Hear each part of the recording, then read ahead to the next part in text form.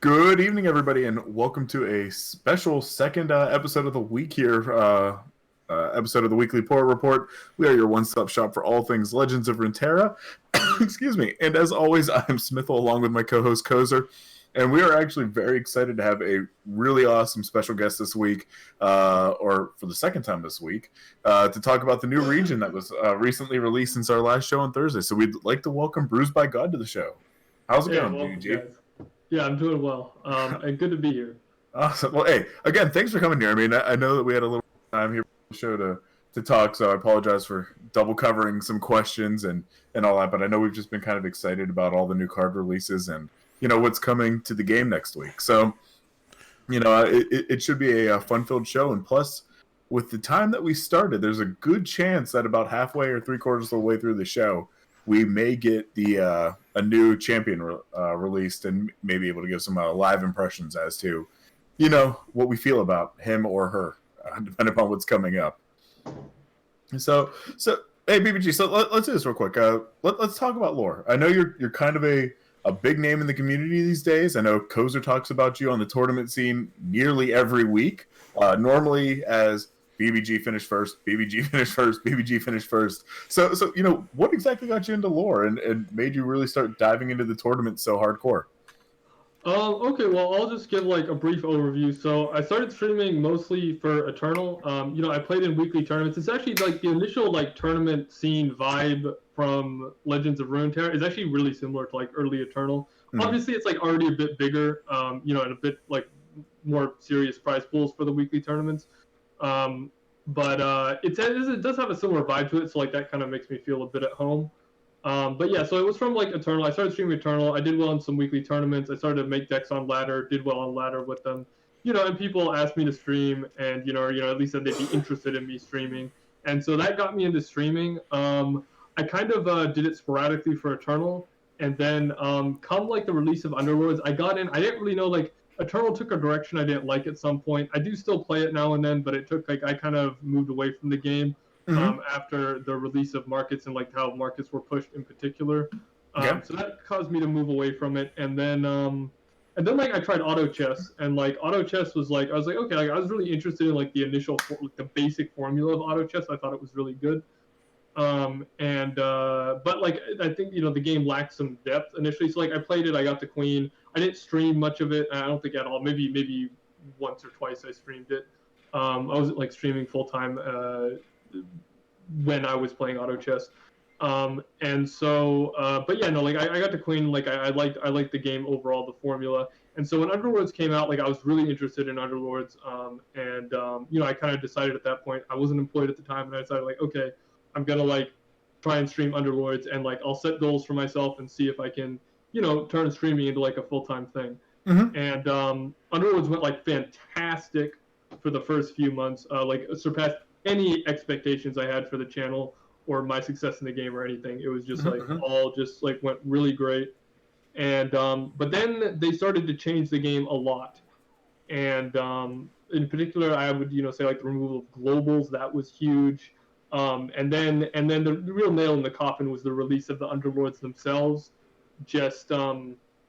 They just shredded their own game. That was probably the worst design decision I've seen in any game I've played. Yep. The Underlords had no synergy with the economy. They didn't interact with the economy at it well. They didn't interact with any of the alliances, and they didn't. They just looked ugly. I mean, if we're being honest. So it was really, really bad decision. I think it kind of just tanked the game. I mean, I saw my stream numbers start to tank. Everyone left from the community. I mean, people who are on like Legends of Runeterra might recognize someone like Swim. He was streaming that game. He left around the release of Underlords. I stayed on a bit longer. It was a scary moment for me because like someone who's like more established streamer, like like Swim for example, like he can leave and probably do well in like any game, right? Like with the audience he's established. But for me, like I had gotten to an audience in Underlords from my like success specifically in that game from the open tournaments they had, like the We Play tournament. It was actually a pretty big tournament. It was 15K.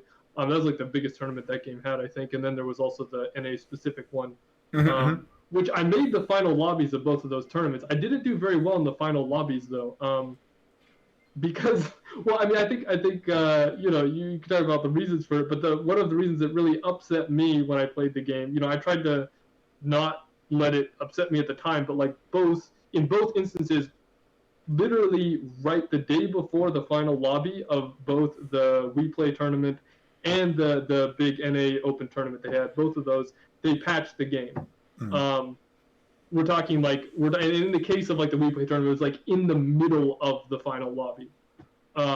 So that was like a pretty frustrating experience. And anyways, but that was the second kind of time they did that was kind of the nail in the coffin for me. I mean, already like again, the whole game was tanking, the whole scene was tanking, but what made me finally give up Underlords was that tournament. I actually quit the day after the finals of that tournament. Um, and then I kind of didn't know what to do initially.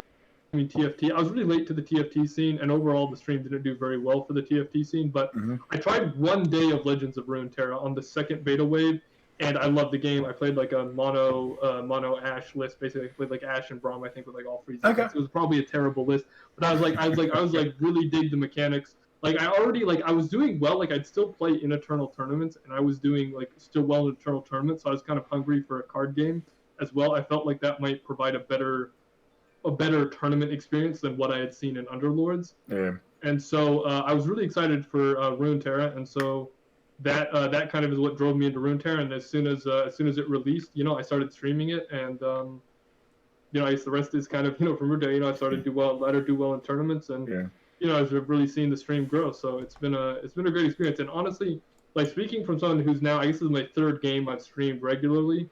At this point, Eternal, Underlords, and now Runeterra. Like Runeterra has been by far the easiest game to stream. Like this game has been like even at the end of the patch. Like I will talk about this later, but like the Ash Garen list, even towards the end of this patch, end of this set, you know, where you know people are already, you know, maybe the game's getting stale. We want the new cards. Like this Ash Garen list I brought to the tournament today. Like I think it would be a, you know, we're discovering tier 1 lists even, you know, even towards the end of patches. So yeah, the game has been great to stream so far, and has definitely impressed me in terms of just you know, how enjoyable it is to play. Yeah, and that's also, and it's one of those things too that whenever we talk about it, and I heard you mention things such as saying towards the end of this patch, maybe the meta getting a little stale, things like that. I'm sure the tournament scene, you're probably seeing pretty similar decks from most of the competition at this point. How excited are you for the meta shift that's coming on Tuesday? Understanding that we're going to be talking about a lot of cards tonight and things like that, so I won't go into too much detail now, but I'd imagine that this must be something that you're looking pretty excitedly towards, to be able to get a little bit of a mix-up on ladder and in tournaments. For sure. I mean, I don't have a lot of words here other than I'm very excited. Which is enough. Which is enough said, to be honest. Awesome. Now, and when we talk about like tournament versus ladder mentality for somebody like you, when you're approaching the ladder and, you know, you're really striving to hit or stay at, you know, rank number 1 in North America, do you approach that mentality in the decks that you play there in the same way that you do a tournament?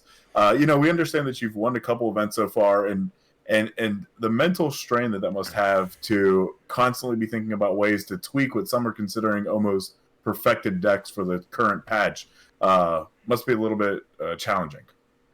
Well, I'd say it definitely is challenging, but I just say it's enjoyable. You know, like legitimately, what got me into like Eternal. Well, initially, like I got into card games playing like the draft format, but then like I started to play around with decks, and like I found I just like really enjoyed like building and tuning decks, and like it's definitely a challenge, but like the first, like it's just really enjoyable. Like I straight up like I got so excited on like Thursday night before I went to sleep. I thought of the Ash Garen list.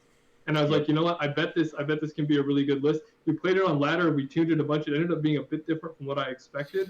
But like, it's just like that's the joy of the game. It's like, you know, making the deck list, tuning them, and like seeing them perform well. Like all of that is just like, you know, that's what makes the game enjoyable. So it's I gotta thank folks like you that find that enjoyable, like you and Swim and all those folks that actually craft and make these decks, because that is by far my weakest element of card games, is being able to look at all the cards and go, oh, these work really well together. Let's make a deck out of it and really tweak it. So I'm happy that there's folks like you in the game that really can bring decks to the, you know, to tournaments or on the ladder that we can us casuals or us normies can really benefit from. Yeah, it definitely takes. I'll say about like tuning decks. It definitely is like a big like as I said, like I was like going to bed and like thinking about like I was like, okay, like Ash Garen is going to be what we're going to do tomorrow on the stream, and so it's like it's definitely like not only do I play a lot, you're also thinking about a lot. So it's definitely I think it's a big time commitment to, because you're kind of you have to be like slightly obsessed, Yeah. Yeah.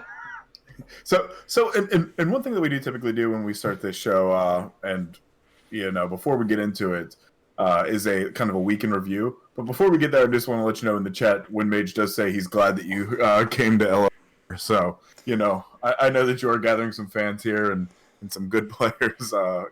Like having you around, so that's always good. But so again, we like to typically start with a week in review, and understanding for Kozer and I, it's only really 3 days in review because we did this. Yeah, I'm not gonna have anything for this. Just so you know, just pass on me. but what have you been up to like in the past week of the final?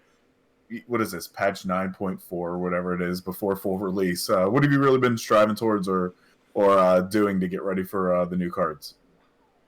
I mean, I haven't really done anything to get ready for the new cards. I mean, it's like I'm obviously like thinking of decks in the back of my mind. Although I'm like very much like I love building decks, but I'm not like I'm really like hands on with building decks, right? Like as I said with the Ash Garen list, I had like a very general idea, but maybe like half the cards are different from what I thought, know. Mm-hmm. So like I'm very hands on with like the tuning a deck, playing a lot of games with it on ladder and like changing cards based on what you see. So it's not like I'm building, writing down deck lists, in advance or anything.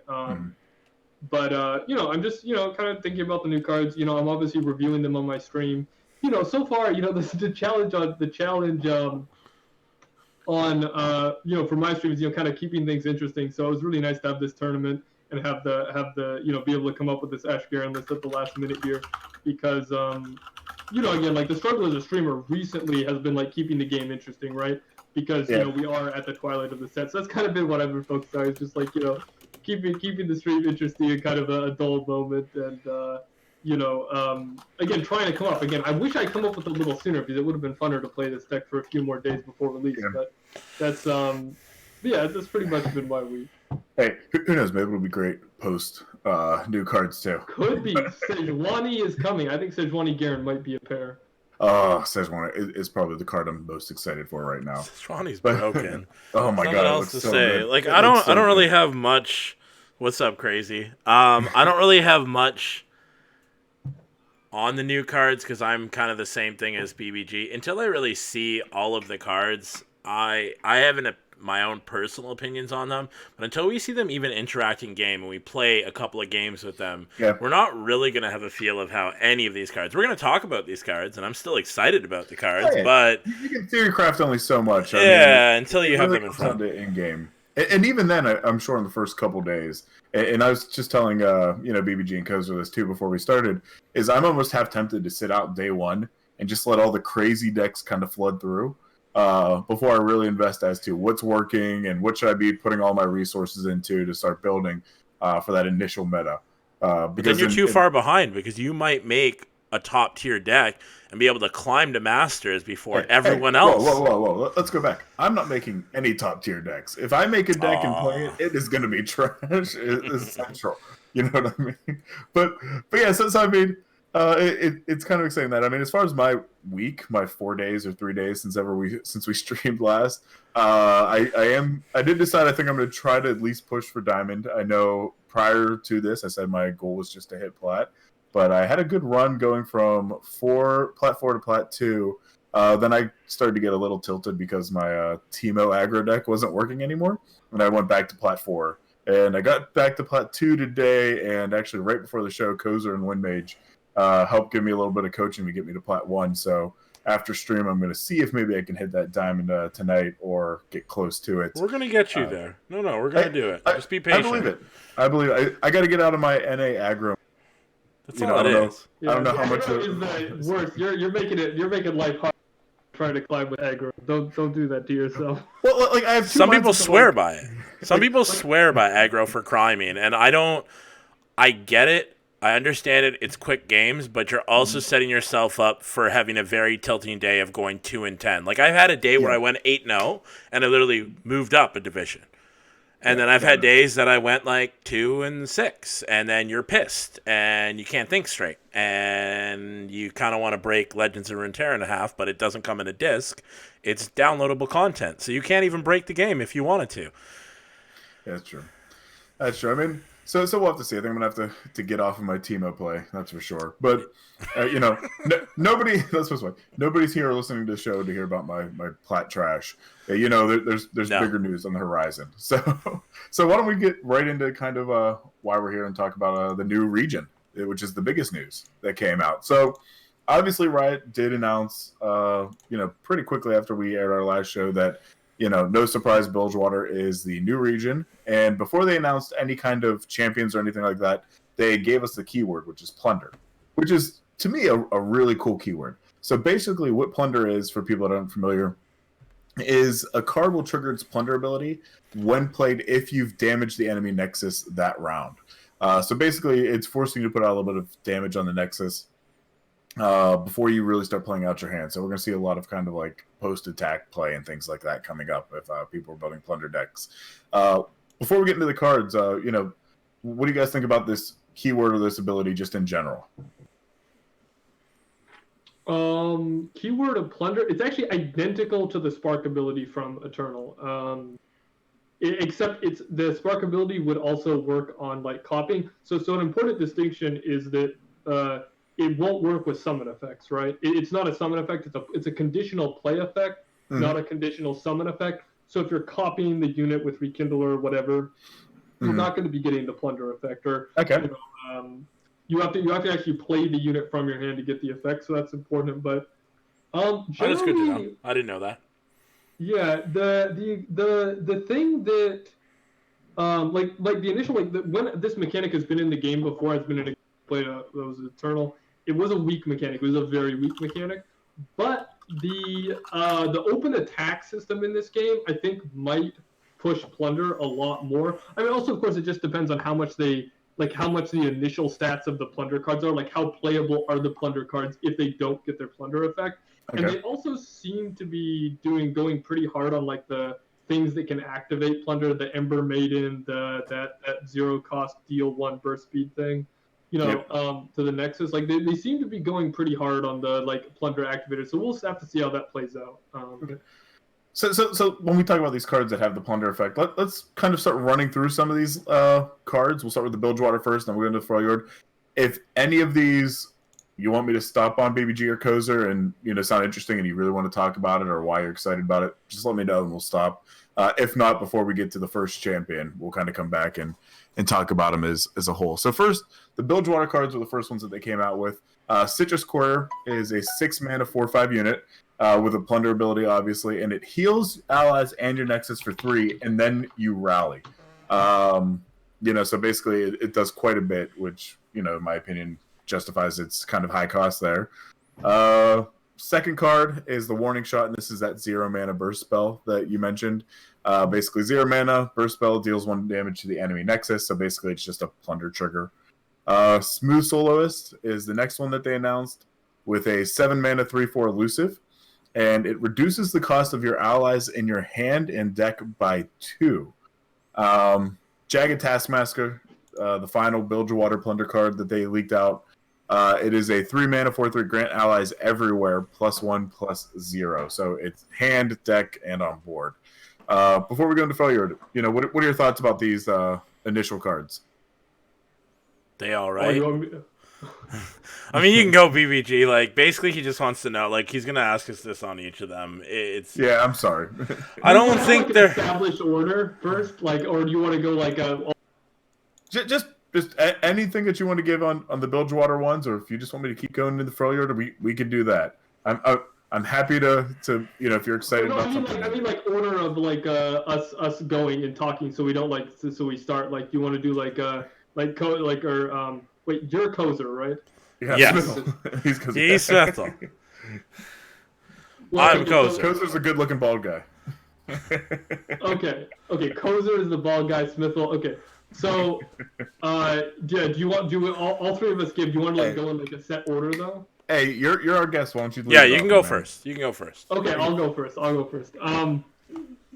Okay, so wait, what are we talking about? The Bilgewater. Bilgewater are the Okay, four all the cards. Plunder cards. I think the warning shot is going to be really overestimated by people. I think the card's going to be complete garbage is my expectation for this card because it just doesn't do enough. Now, it is a good Plunder activator, but the question is like it really is like a do nothing card, right? Like this is a card that you want to generate from another card rather than be its own thing. Yeah.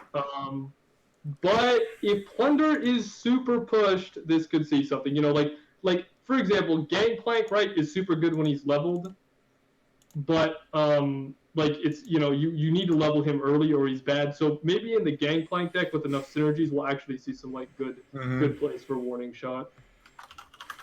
Yeah, I would kind of agree. I mean, my thought about Warning Shot was more or less that there's enough other cards that you can get out pretty early damage on a Nexus if you really want to trigger, Plunder. That I didn't see the value of really adding it to a deck, unless you're really trying to just bank on that Plunder win condition somehow.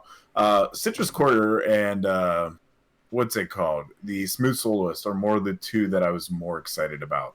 I like the ability to kind of get a good unit out, heal, and rally. I think that'll play pretty well into it. And I also, I like anything that just reduces costs of allies.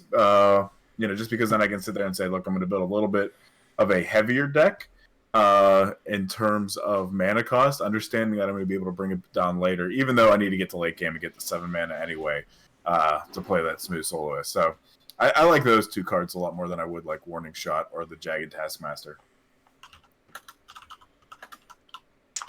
As for me, I really don't have anything to add on those. I don't want to say I'm like underwhelmed by them, but until I really see more of the other cards that are going to be in the game, then I'll decide then. Yep. So we can go into Freljord now. Cool.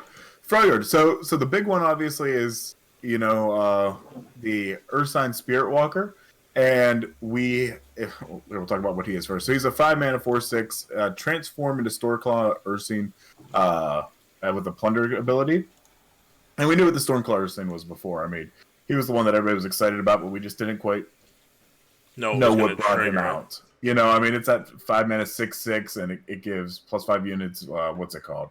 Overwhelm and all that kind of good stuff. So it's a big card. The Tusk Raider is another card that was announced. It's an 8-mana 7/7 unit, which doubles the power and health of all allies in your deck, and it also on play lets you get your Sejuani in hand. And finally, Wolf Rider, 4-mana 4/3 Overwhelm and Plunder, and it gains an empty mana gem. So when you're trying to really ramp on Freljord, which is really, in my opinion, the way Freljord decks typically goes. You want to get to that 10 as quickly as possible. It just gives you another option. BBG, the Freljord cards, you like them? Yeah, I love Sejuani. Like I really do. Well, I think there's another set, but the Ursine thing, that'll be interesting to see how that plays out. The fact that I'm a little worried about like no nonsense Freljord decks being able to activate that guy on 5. But 5-mana 4/6 is pretty playable on its own. Like 6 HP is a pretty big number. So I think he's gonna be pretty decent. It'll be interesting. Like I'm thinking, like there's a lot of like 4 drops. There aren't a lot of competition for, but 5 drops there's a ton of competition for really good ones. Yeah. So that guy, it'll be interesting. I think it probably depends on the exact faction pairing for him. Is there a faction that you think he would be better paired up with than others? Ooh, he kind of makes sense in the Noxus, with Noxus, right? Okay. Yeah, or 5+ mana cards, or 5+ power. I mean, yeah. It's a little sad that if you don't plunder him, he doesn't end up with 5 power. Yeah. But I guess you can just you probably be playing a deck where you're pretty reliably plundering him. Maybe is the idea. The thing, Tusk Raider is the Sejuani one, right? Yeah. The 8-mana 7/7. Yeah, that card's interesting. I mean, so it is 8 mana, so obviously it's going to make people maybe try and discount it a little bit. But so its Plunder effect is pretty nuts. We'll just put put that like just to start.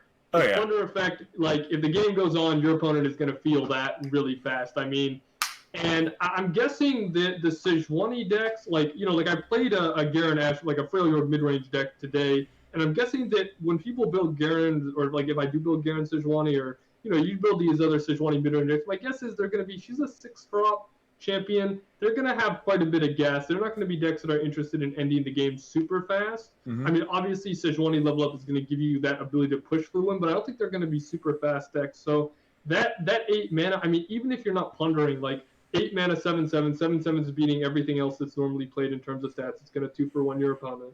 Yep. And it draws the Sejuani guaranteed, so it guaranteed gives you that ability to give the win con. I think this card is probably going to see a lot of play in Sejuani mid range. It just is too, it's too nice of a curve topper. It gives you everything. It gives you that value. It guarantees a draw, and the draw is specifically what you want to end the game. And it's giving that, if it gives that plunder effect, it's really nuts, right? Yeah. I think it is probably the most dangerous plunder effect that we've seen. You know, I just sit there and think about things, and I don't even know if there's a way to make it work, but like a Yeti deck, because theoretically you can get a 1-cost 10/10 out with this, you know, if played correctly. So I mean, it's interesting to see, I think, what this can really do if you can let it, you know, pop off and get to that late game with it. Yeah, the question is, maybe you even play a deck with more draw. Like if you play a deck, like if you did play it with Noxus, you could draw with Trifarian, of course. Mm-hmm. If you played it with Shadow Isles, maybe you could play a mix of big and small guys, draw with Glimpse. Like if you activate the plunder effect and you start drawing, that's going to be really, really scary. Yeah. Well, and plus you figure too, the Sejuani is going to sit there and be frostbiting enemies like crazy, you know, if the Sejuani levels up. And so being able to get these powerhouse units out and then just completely stop the enemy side of the board is just, you know, scary as hell. Really scary.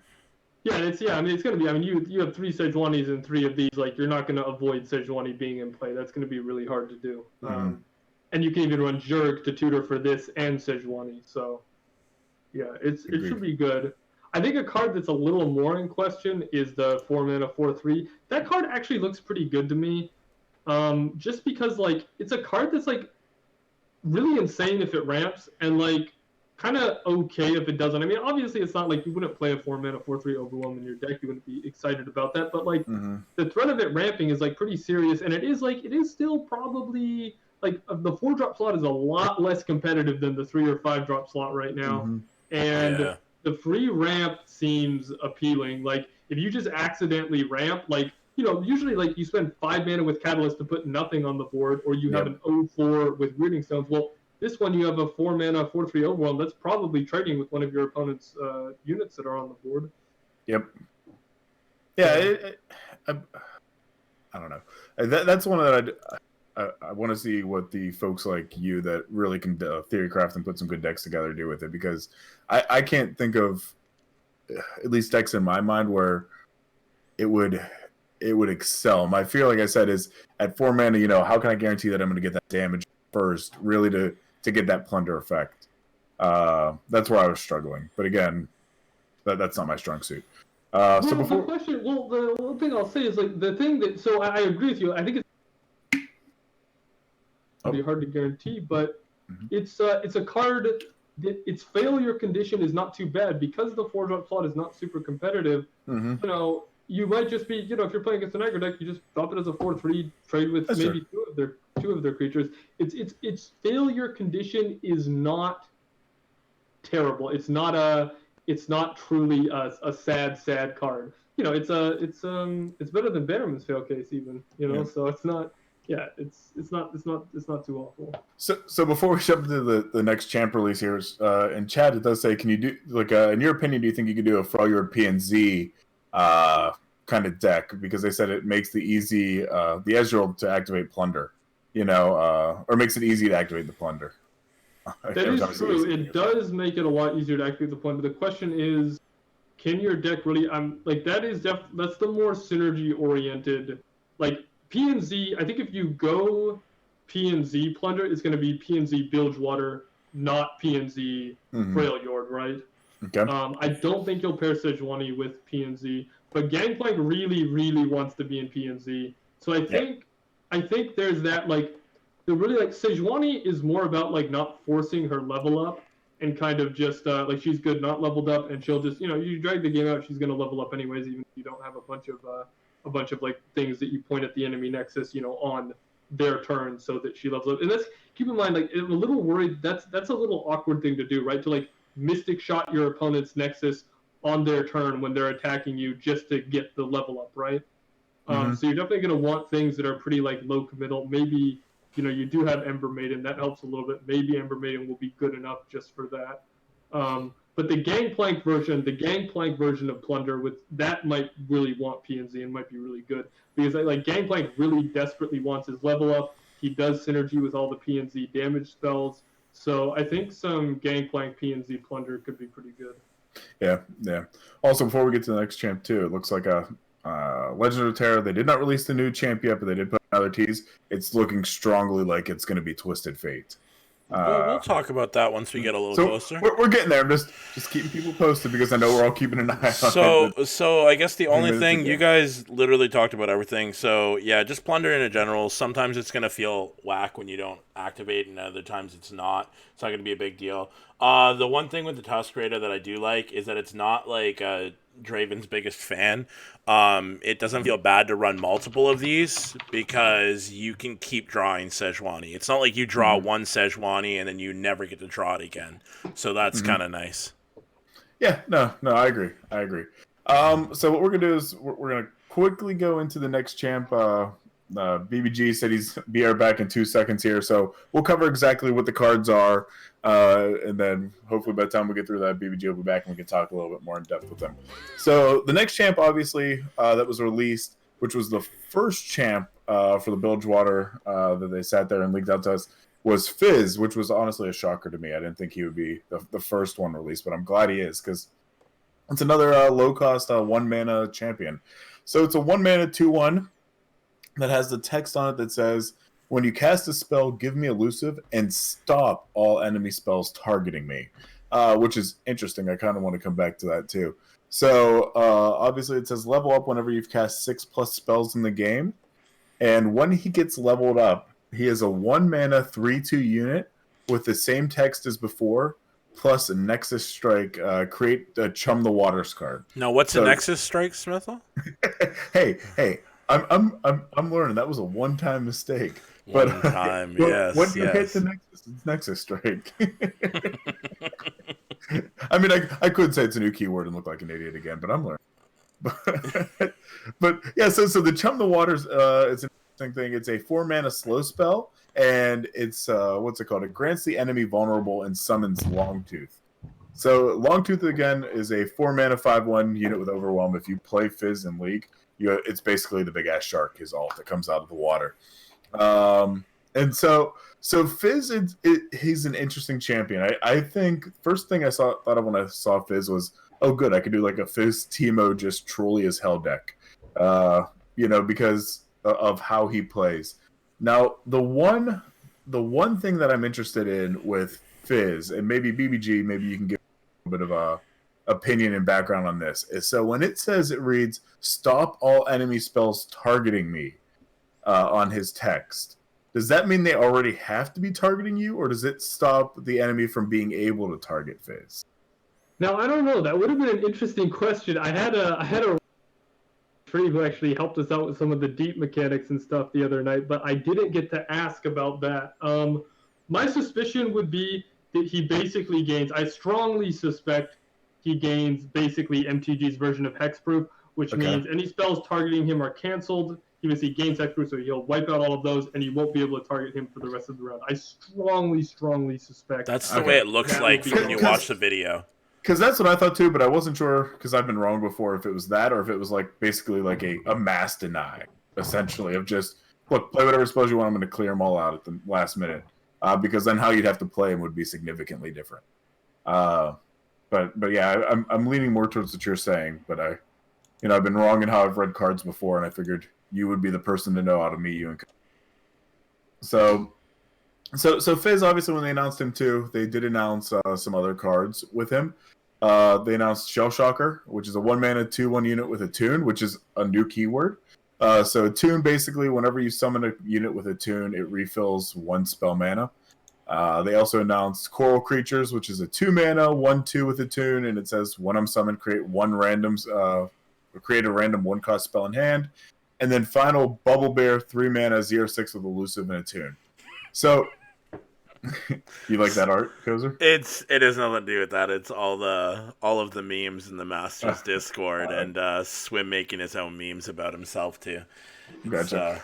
So anyway, so and I'm not in Master Discord, but so that's why I don't know his memes. But the so BBG, what are your thoughts on Fizz and kind of all these, sea? I don't want to say sea creatures because they come up later, but these water-based creatures. They're kind of like sea vegetables or something. Kind of, yeah.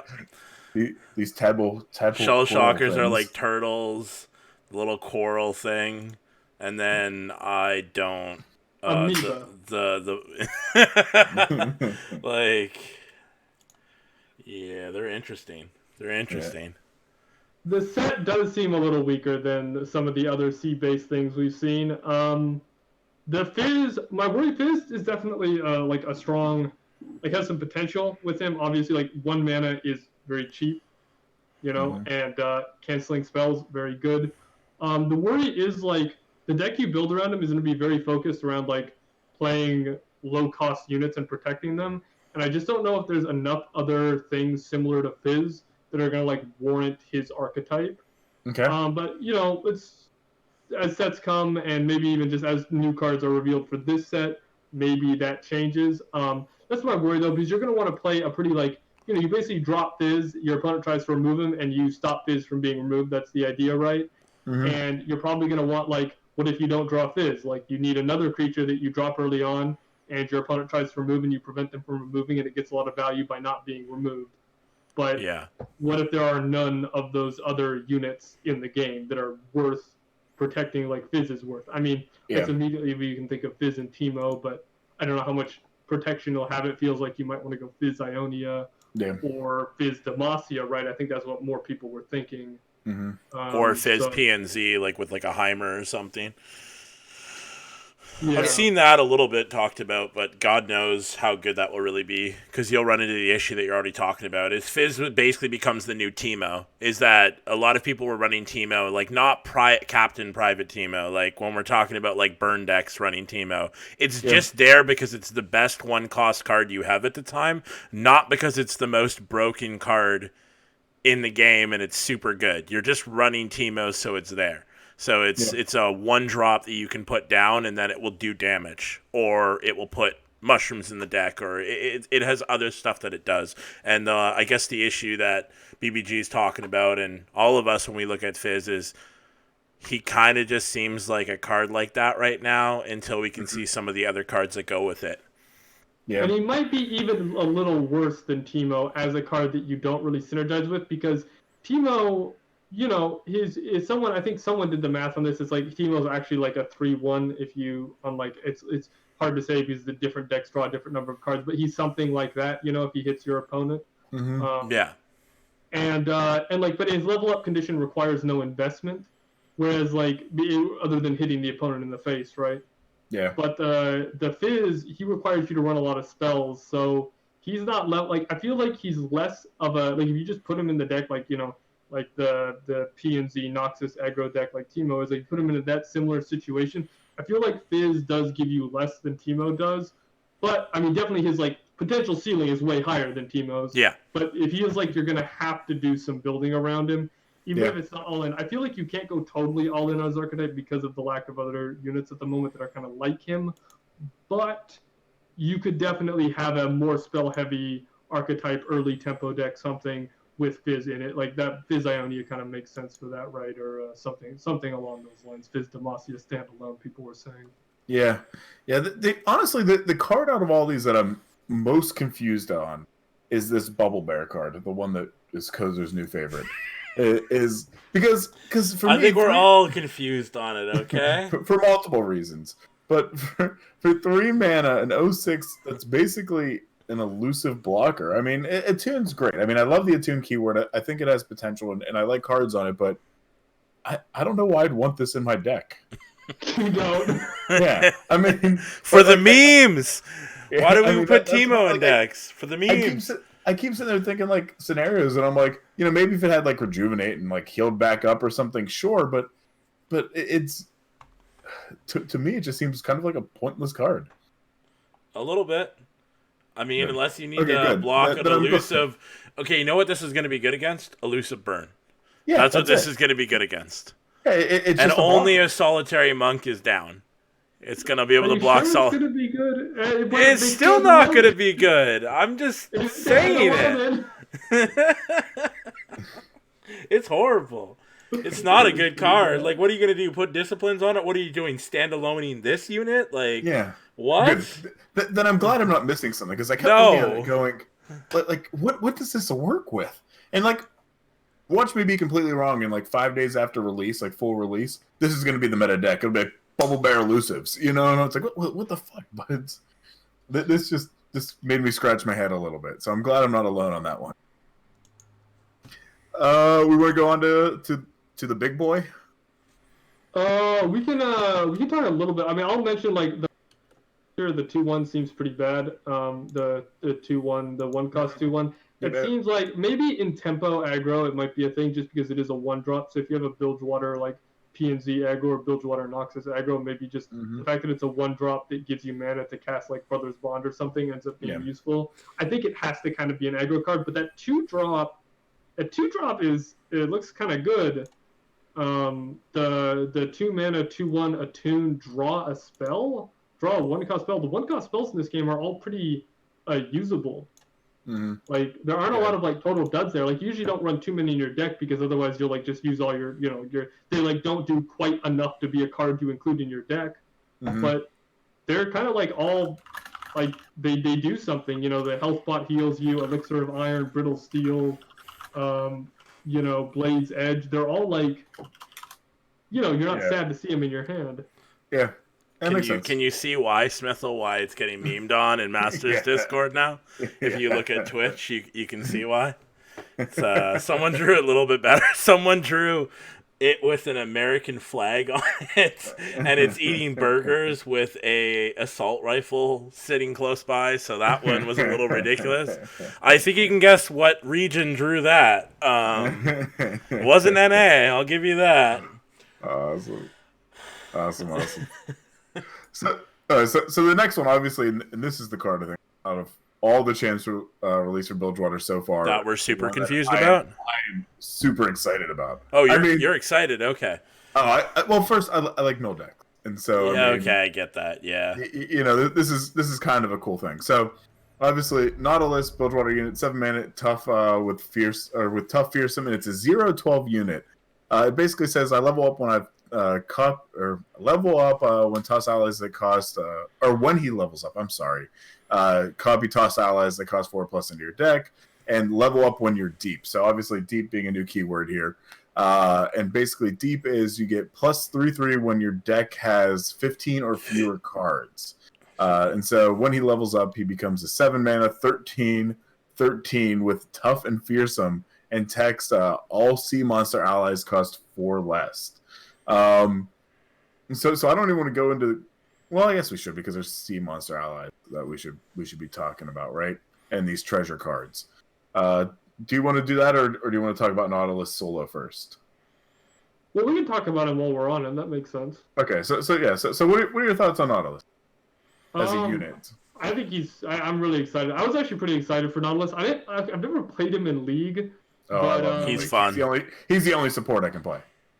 Yeah, like I played him a bit in like TFT and stuff, and I was like actually pretty hyped to see Nautilus in this game. I knew he'd be like expensive with a lot of HP and stuff. Yeah. I like the big units. You got to make him chunky.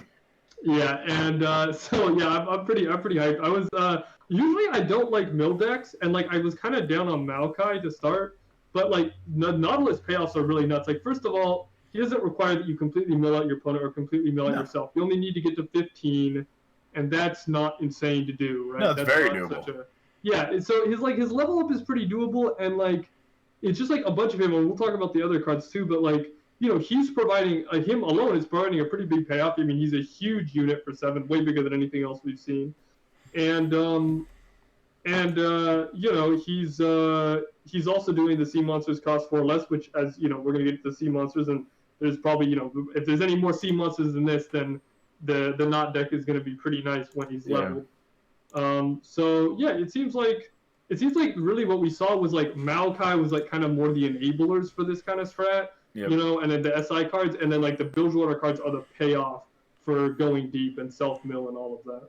Yeah, and I think the one thing that I like about, too, the deep keyword here is that typically when you're playing a mill deck, it's more or less, look, you're looking for the 1 card or the 2 card combo that you're looking to do to really make it work. But I like that should you get down to 15 and for some reason luck's not on your side, you can still get a couple other cards in this deck that have the deep keyword that you're at least boosting. So even if you're milling out and something goes terribly wrong, you still have cards that you can play that are benefiting from it.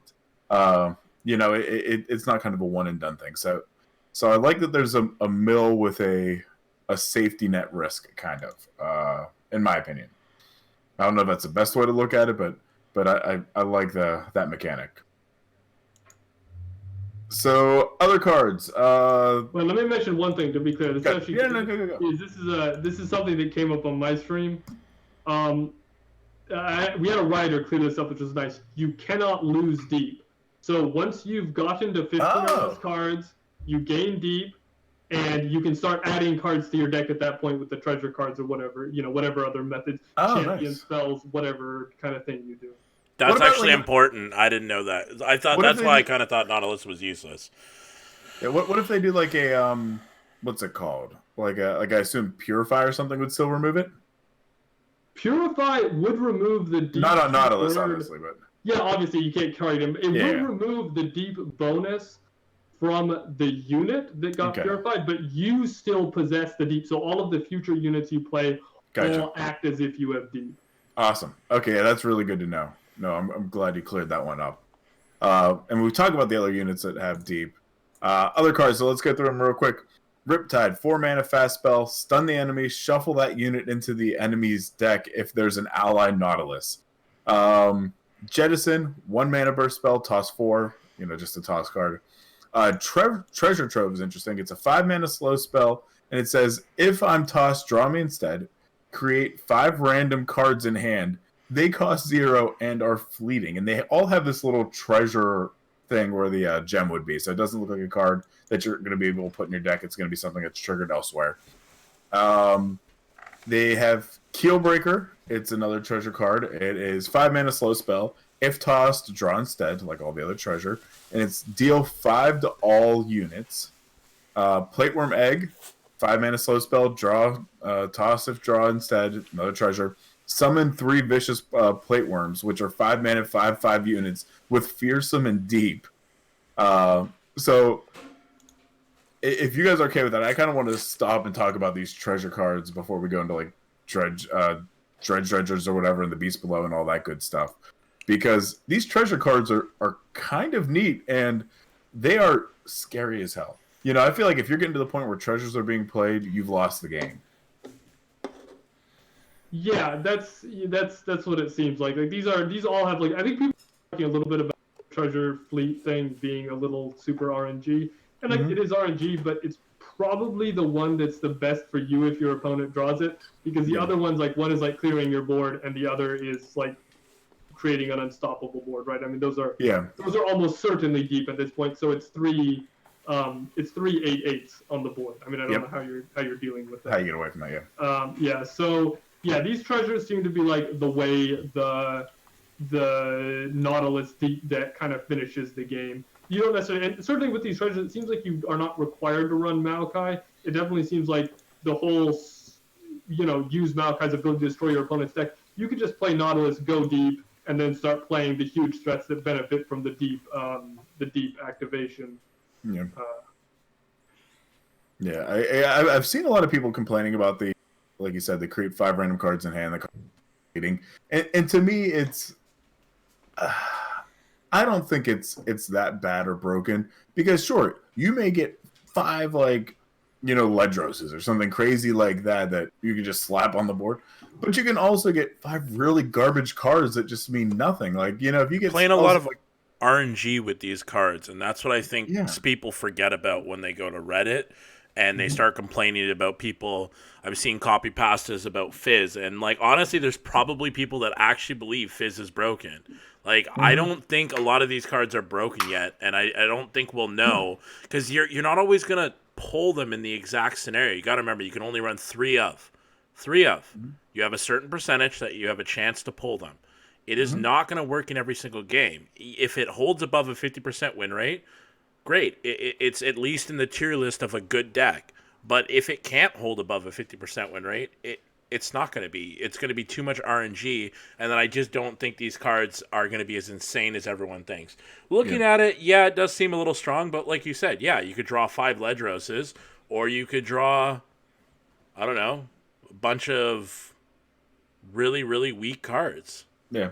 The critical thing is the phase of the game. This out like these are coming out after your opponent has gone deep, probably after like the only thing we've seen that generates this is like 7 or 8 mana, right? Yes, I believe so. Yeah, the shipwreck hoarder. Yeah, it's 7 mana. Yeah, it's a 7 here. So we'll talk about those, and then we'll circle back to what you said to summon. Yeah. So the Dredgers, 1 mana, 2/1, 1 summon, toss 3. The Beast Below, 4 mana, 4/4 with deep. It's a sea monster. And then here's the card you're talking about, the Shipwreck Hoarder, 7 mana, 7/5 sea monster with deep. When I'm summoned, toss 2 and shuffle 2 treasures into your deck. And finally, Salvage, 4 mana burst spell, toss 2, draw 2. So this is the only one I believe that we've seen at this point that has the shuffle treasures into your deck. Yeah. We're going to see more, but how many are there really going to be? You'd assume so. You'd assume there's also going to be more treasures. Yeah.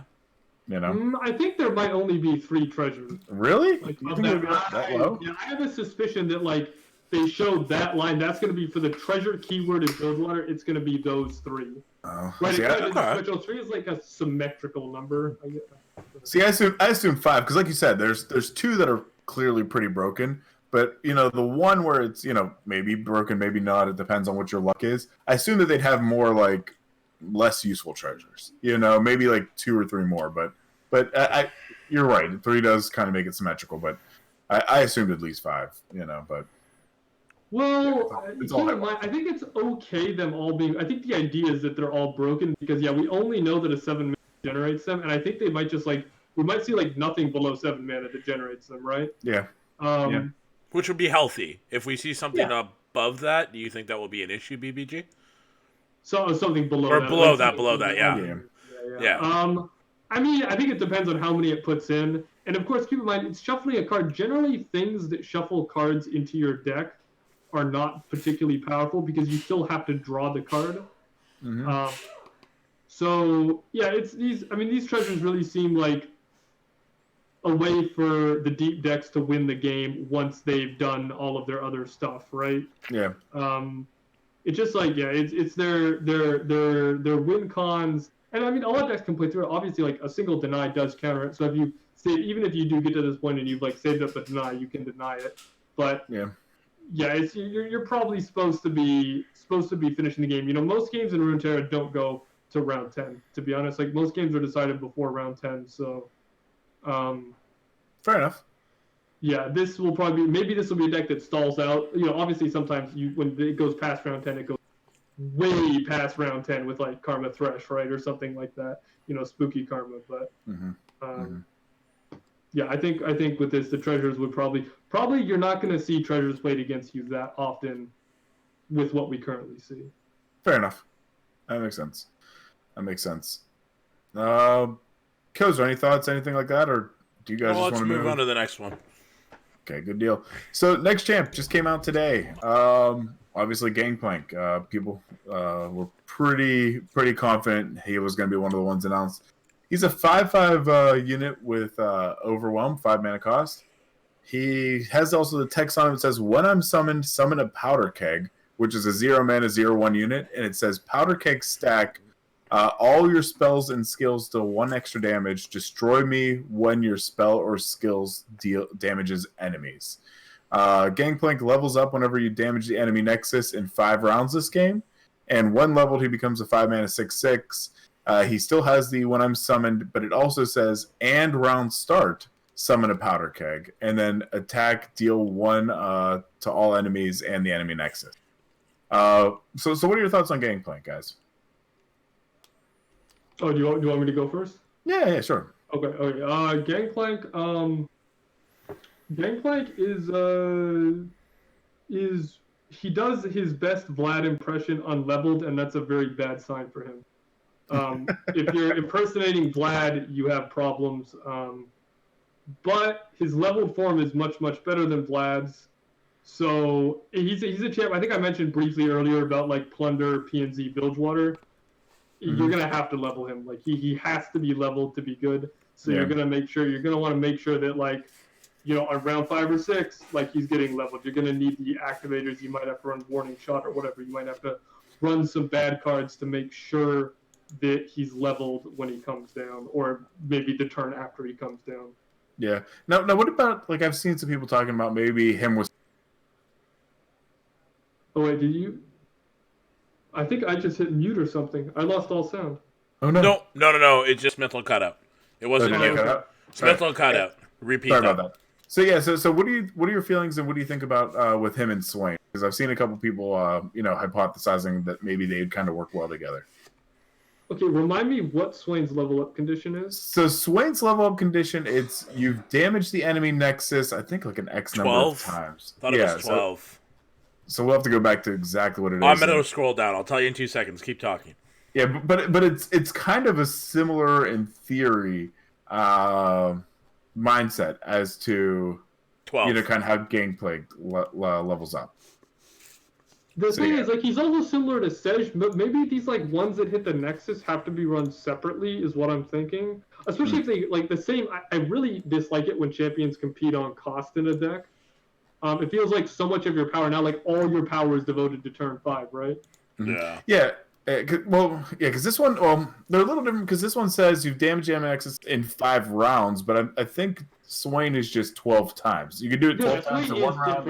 Yeah. It's 12 damage. It's not. 12 times. Sorry. But I mean, so I wasn't sure if maybe they would be potentially well together. And I understand that we haven't had too much time to think about him, just because he's only been out today, but. Literally like 5. How many hours ago? Like 7, 8, like 7 hours ago. Yeah. Yeah. So yeah. I mean, I don't know exactly, where he stands with that, but Gangplank in my mind, it's tough. I don't know how I feel about him. I'm not too terribly excited. I like this level up form, but doesn't it? So if it's your spells and skills deal damage, is where it stacks the powder kegs. When he's leveled up, how do you really stack more than 2 or 1? You have to not do anything for a little bit. You can't. It's kind of hard. Yeah, it's gonna be hard to stack multiple unless there are cards that create powder kegs that we. Well, there are some that create them. There are. But until we see even more, like there might be even more that get added to other regions as well. Because you got to remember, like there are other stuns in other regions than, like I think there's Ionia and Noxus that both have stuns in them. Correct? Yeah, but I'd be shocked if there was one that summons a powder keg. Never know. Another region. But here goes because I could see my Discord acting up real quick. Run through the other cards and I'll join back in and talk about them. Oh, okay. I'm gonna pre-cut off the cutoff. Oh, okay. Well, I was actually gonna add a little bit on Gangplank. Like I am kind of a little frustrated that they're kind of keep adding champs that are 5 mana costs. It makes it really hard to like keep constantly like creating these decks and making all these cards be 5 mana cost. Like, can they shift them around a little bit? Like, I just feel like there's a lot of champs in the game right now that are 5 mana cost. I don't know how many exactly, because I haven't counted, but I feel like the majority of them are 5 mana costs. Would you agree, BBG? Well, yeah, let's think. I do feel like there's quite a few. Garen, Vlad, Gangplank. Swain. Swain. They're adding quite a few. I don't think it's the case right now, but they are adding a few. There are a lack of Karma. champs at 4, right? Yes. Karma's Karma's 4. Karma Thresh. Yeah, those are 2 5s. Yeah. Yeah, Ash. it's We're pretty thinking good. of Ash. We forgot about Well, I Ash. was thinking like Ash. I was thinking like 4 mana champs. Like there are almost no 4 mana champs. Ash and Yasuo. Oh, Ash is 4 mana. I thought she was 5. Okay. No, yeah, Ash is 4, which is nice. But yeah, Ash, Yasuo are like only 2 4 mana champs. Yeah, it does seem like maybe they could move a champ from 5 to 4. I wouldn't disagree. Yeah, I mean, they're kind of saying maybe like don't run these champs together. Like, I mean, as I was talking about, like it is a big disadvantage for your champs to be the same mana cost. Like the only deck I'm okay playing with where my champs are the same mana cost are actually I brought 2 decks, so it's kind of funny that I say this, but the thing is, right, like for Draven, they're the same mana cost, but it's different. Ez is in a 3-drop, so yeah. It's not like his mana cost is deceptive, right? Yeah. Draven's a 3-drop, Ez is like a turn 8-drop to kill your opponent. Yeah, exactly. And same thing for Karma Thresh. Karma, she can be played on turn 5, but generally you play Thresh on turn 5 and you wait to drop the Karma. So, it's, there are a lot of 5-cost champs, and maybe they just don't intend them to be run together. And I also feel like maybe they kind of want the champs to be, they don't want them to be too small, right? Like obviously there are certain champs that beg to be small drops, like Fizz and Teemo. But a lot of them, like they feel like they can't make them too small, otherwise they're like not impressive. They're not with like their league kind of affiliation. So maybe they feel like 4 is like a little, like either they have to make them too overstated on 4, or like or there'll be like OP, right? Like if they make them 4 and they give them the stats they want to give them, they'll be too strong. But it would maybe be interesting to see some more 3 and 4 cost champs. But of course, you have to be much more careful. 3 and 4 is a much earlier turn, so if the stats are too good on 3 or 4, then you're in trouble. Although maybe there's enough 3 cost. 3 cost might be a common one too. Yeah, 3 cost is pretty decent. Yeah. And for 4 costs, we forgot about Shen too. There's 4. Yep. Yeah, but he doesn't exist right now. Yeah, I guess that's kind of true too. I don't know. So, anyways, let's go off of that. Let's start talking about the actual other cards in this deck so we can start moving on, because we got a lot of stuff to talk about. Sounds good. So the other cards obviously announced with Gangplank, and these are some of the ones that we talked about where they said they're talking about summoning powder kegs. But we do have the true. We do have the Jagged Butcher. It's a 1-mana 2/2 with Plunder, and it basically says 1 Plunder, you grant me +1/+1. We have the Petty Officer, 3-mana 3/1, and on play, summon a powder keg or a random 1-cost ally from any faction. We got the Dreadway Deckhand, 2-mana. Do you get to pick it? Did you get any confirmation about this, or is it just random? No, it says random. It says random. Yeah. I didn't even read the card. Yeah, I haven't looked at that card yet today. Yeah. Okay. Yeah, and so you're basically saying, do you want the keg or do you just want somebody random on board? The Dreadway Deckhand, 2-mana 2/2. When I'm summoned, summon a powder keg. And then Parlay, it's a 1-mana slow spell. Deal 1 to anything. If this kills it, deal 1 to the enemy nexus as well. So, yeah, it's these are definitely things that are basically here to trigger the Plunder effect or get more powder kegs on board to work with the Gangplank. Yeah, I would say that basically sums that up. Yeah. Jagged Butcher, I think, is going to be a really good aggro drop. He's like something Bilgewater Noxus or Bilgewater PNZ where you just play this into Boom Crew Rookie, and he's just a Cithria basically, but the fact that when you draw him later he's a 3/3, this really seems like a card that is just like for the hard aggro decks. Yeah, makes sense. Yeah, I feel like that's a lot of what Bilgewater can kind of add to.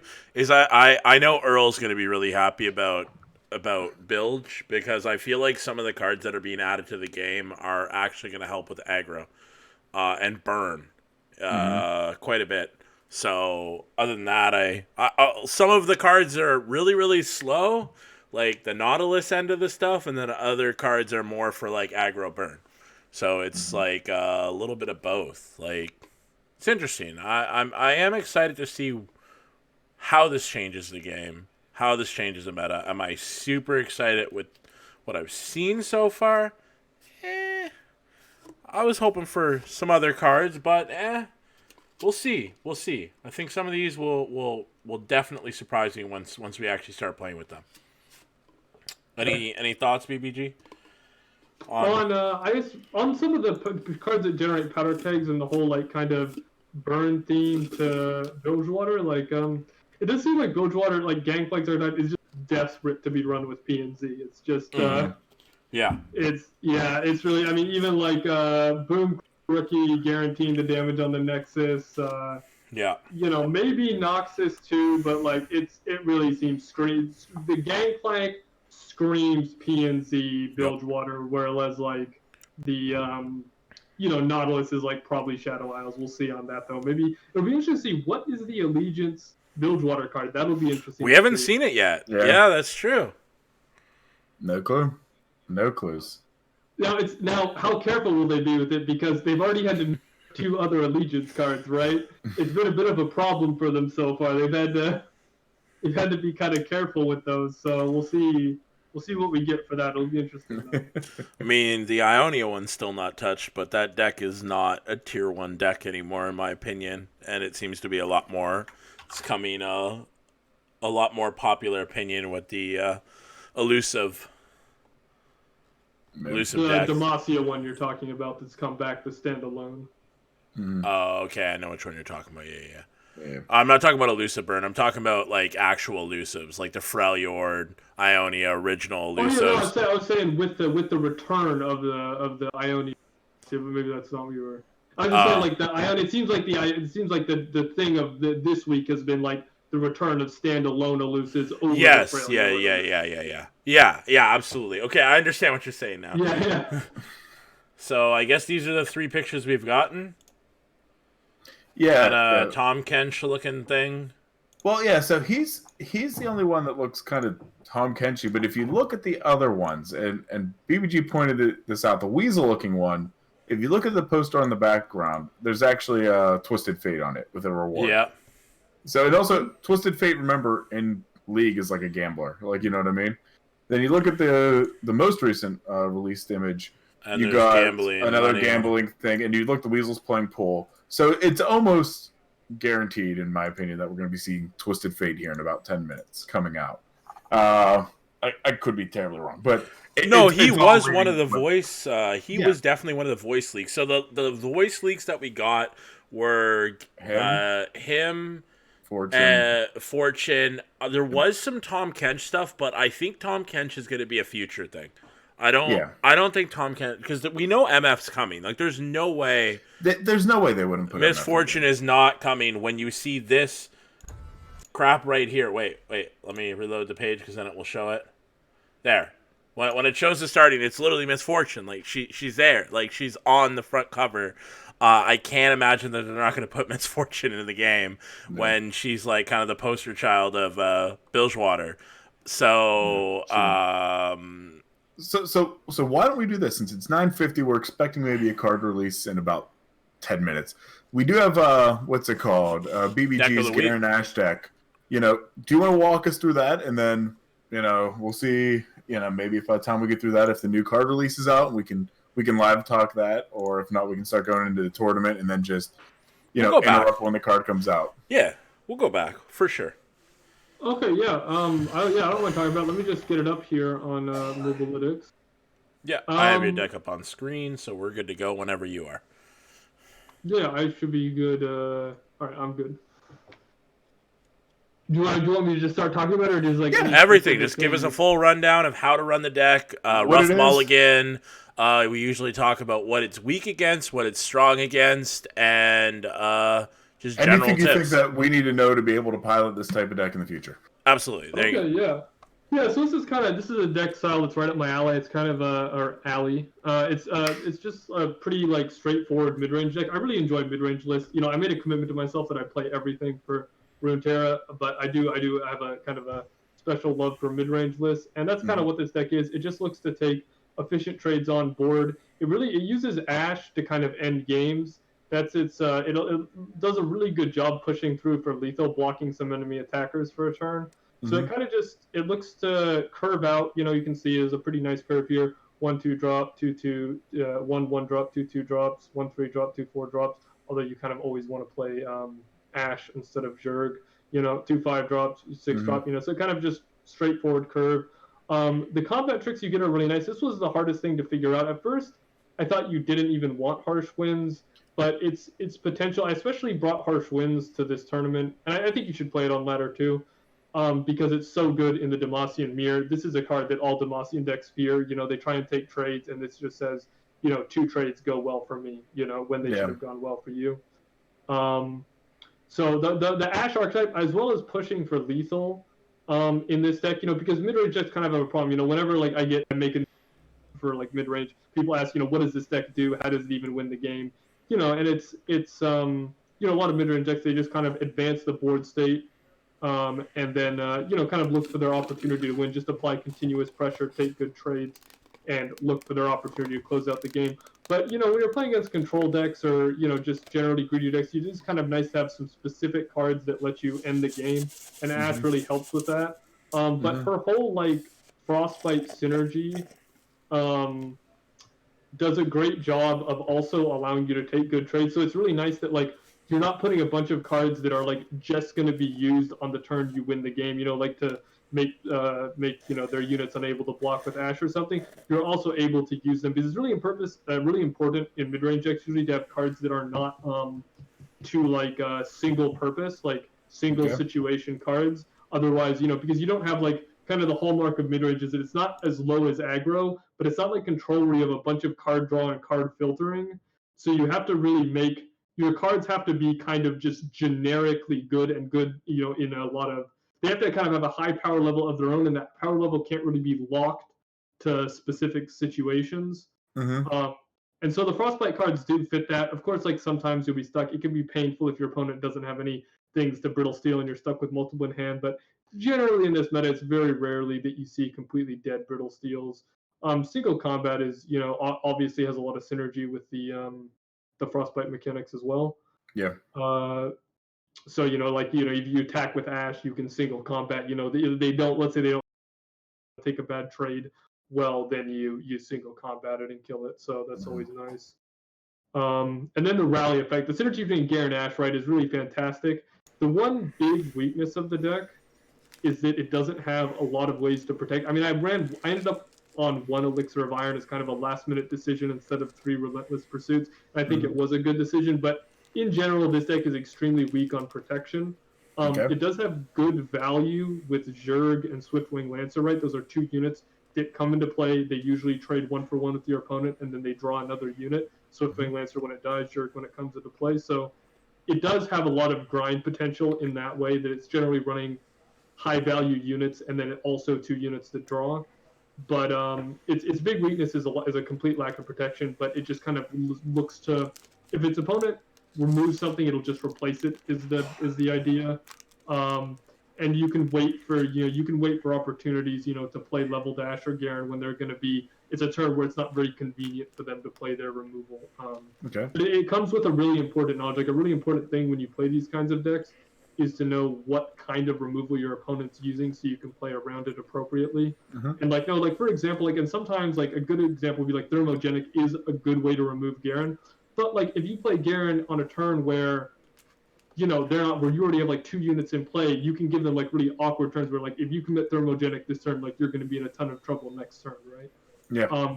And so that continuous pressure with Garen, and I forgot to mention, right, the synergy between Garen and Ash is fantastic, even though this deck is light. If it can get them both on the board right, that's you're getting that attack with Ash, every single turn. Even on your opponent's turn, you can attack and freeze a unit, which is really nice.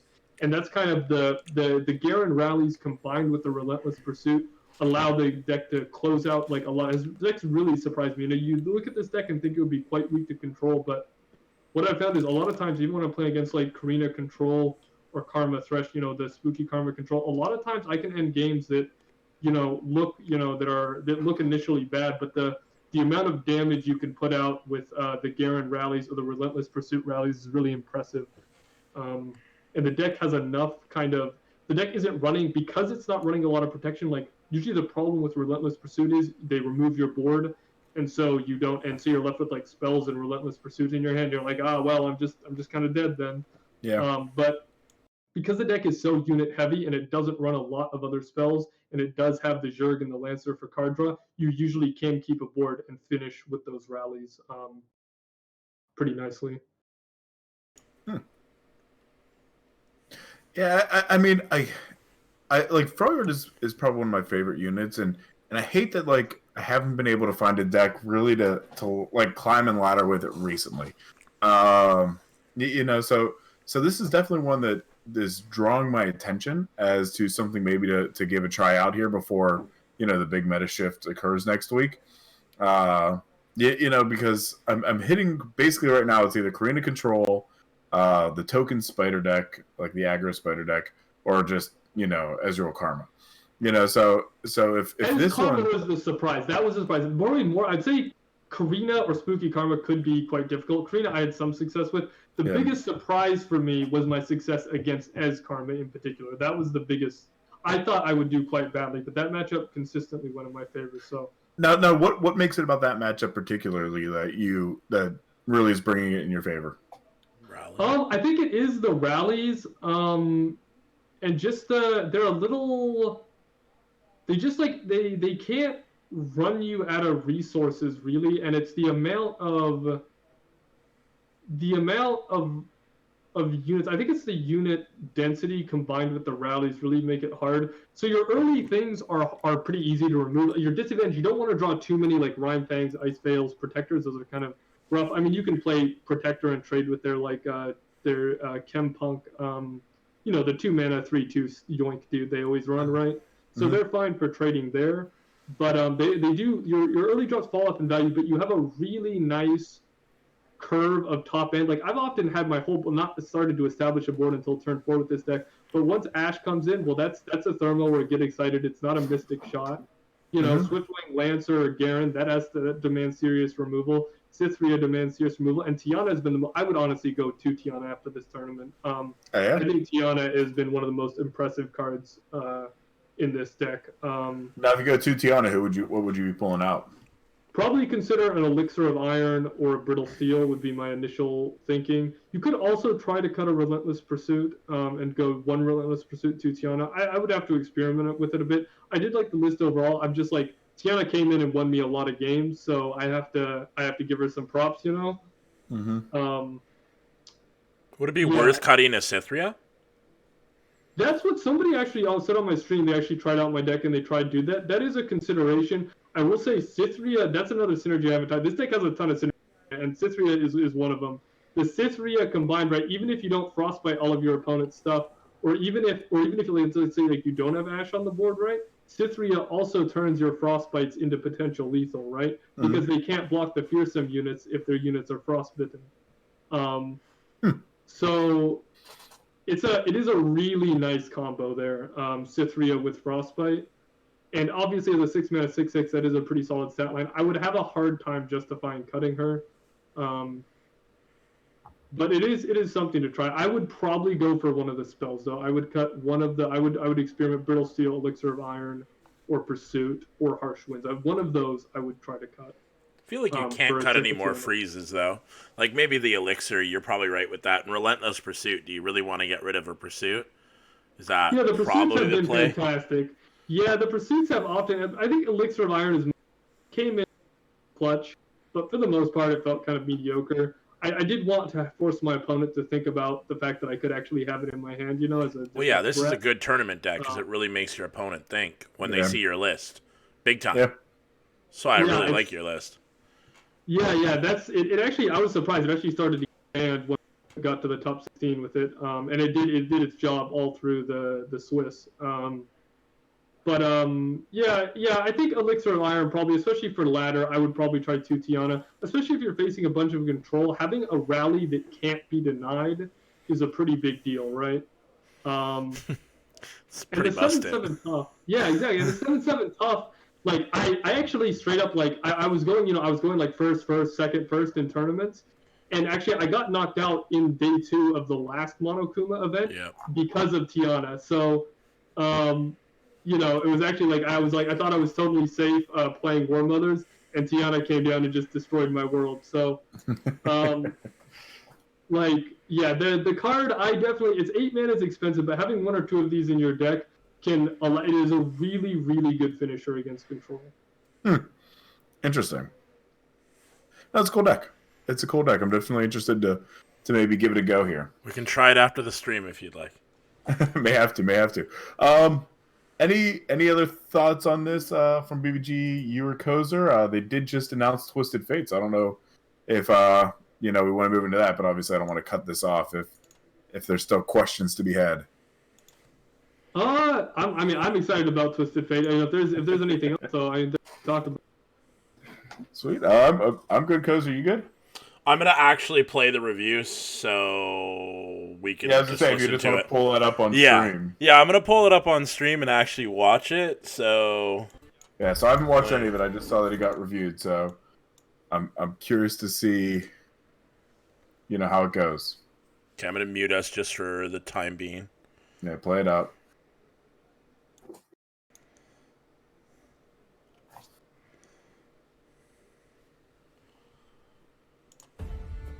Only fools play the hand they're dealt.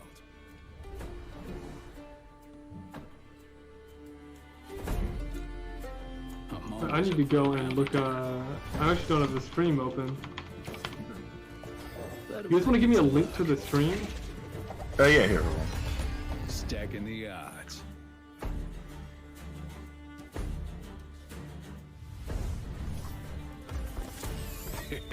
I guess you can win them all.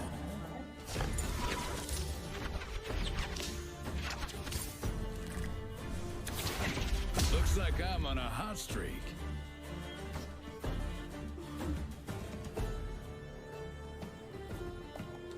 Soak it in.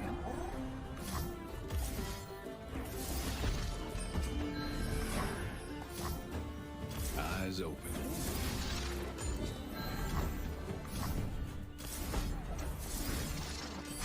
Who says I don't share?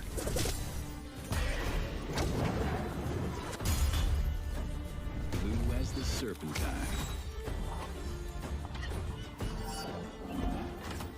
Pretty good. Lady Luck is smiling.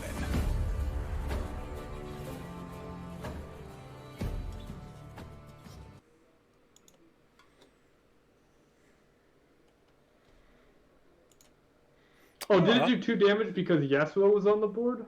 Okay, you guys are unmuted now. I just wanted it to not be interrupted. Are you guys done with the video? Just tell me when you're done.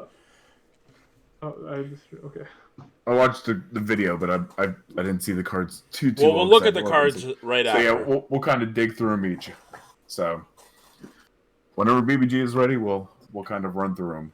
Yeah, just finish your video. No. Tell me when you're done. Yeah, no rush. No, I'm prepared. You're prepared? Right, cool. We're done? All right. Let's Look at the card art. Oh my god, it's so nice. I need to pull this up on a different screen, that way I can have full attention. I loved it. Okay. So Twisted Fate, big thing. So okay, let's look. He's a 4-mana 2/2 with quick attack. Play a Destiny card, and he levels up when I've seen you draw 8+ cards. So let me see. So when he levels up, he becomes a 4-mana 3/3 with quick attack. The first 3 times I see you play a card each round, play a Destiny card. So the Destiny cards are the big ones, obviously. So, and it looks like a spell. We'll talk about the pick a card, shuffle card, what do you do? So where's his Destiny cards? Okay. The blue card, 0 mana, it's a skill. So refill 1 spell mana and draw 1. Okay. Red card, deal 1 to the enemies and the enemy nexus. Yellow card, deal 2 and stun the strongest enemy. So it's not a targeted stun. It's an auto. So it's basically a stun, a damage, and what's it called? Like a draw and a spell refill. Yeah, they're good. These cards are good. And did it say pick one or was it random? Play a Destiny card. It has to be random, right? For TF. Or is it ordered? Like, isn't it ordered in League? When I played League in TF, it was ordered, right? Yeah, like it was like blue, gold, red, blue. That repeating patterns. And it doesn't say play a Destiny card, so I'm not exactly sure. It doesn't say play a random. I mean, and I didn't see in video if it was like a it pick. Probably thing. Is ordered then, like it is in League, right? Maybe. Look, I'm gonna pull back up the video and see if when he plays it. Like if there was an image. No, he picks. He picks. Oh, you picked the Destiny card. Oh, that's even better. At least, like, if you go to the 12-second timestamp on the video coaster, like if you just scroll it, you actually see all 3 cards up on screen. Yeah. So it has to be a pick. Oh, yeah, no, it's definitely a pick when you play him. And then what does his leveled up condition say? Is his leveled up condition say random? Leveled up when I've seen you draw 8+ cards. The first 3 times I see you play a card each round, I play a Destiny card. So first 3 times. So basically, so when he's leveled up, you're getting a Destiny card for the first 3 cards you play. He's so broken when he's leveled. He's disgusting. But he's gonna be so hard to level. When I've seen you draw 8+ cards, But think about like when we just talked about like who was it, Nautilus and such. He's got 2 health, dog. What are you Toss 2, draw about? 2, toss 2, draw 2, toss 2, draw 2, things like that. I guess, but like he's got 2 health. He does play the card immediately, so that's immediate value, right? I mean, this guy, he instantly 4 mana, 2/2, draw a card, refill a spell mana. Yeah. Yeah, that's true. Because he does, like, if you blue card right away, that's already 1. It's just like, will he reset when he dies? Like, if he gets removed off the board. It says I've seen you draw, so typically the ones that say I've seen, they have to be on board. Yeah, they reset. They usually reset. Because if it's a reset, then that makes it a lot tougher. If it's not something like you can pre-flip. Yeah. You definitely can't pre-flip, and the question is like, none of the other. When I've like Shen, for example, right? If you're at 3 out of 4, Shen gets Vengeance. You play another Shen, you're 0 out of 4 for the parry. Well, we haven't went up yet, so when we look at the other cards that come with it, we'll start to understand about drawing more cards. Yeah, so let's move on to those. Okay, so just to talk, so his spell is basically 3 mana, pick a card, it's a burst. Shuffle a card from hand into your deck to draw 3. Which is also a thing, too.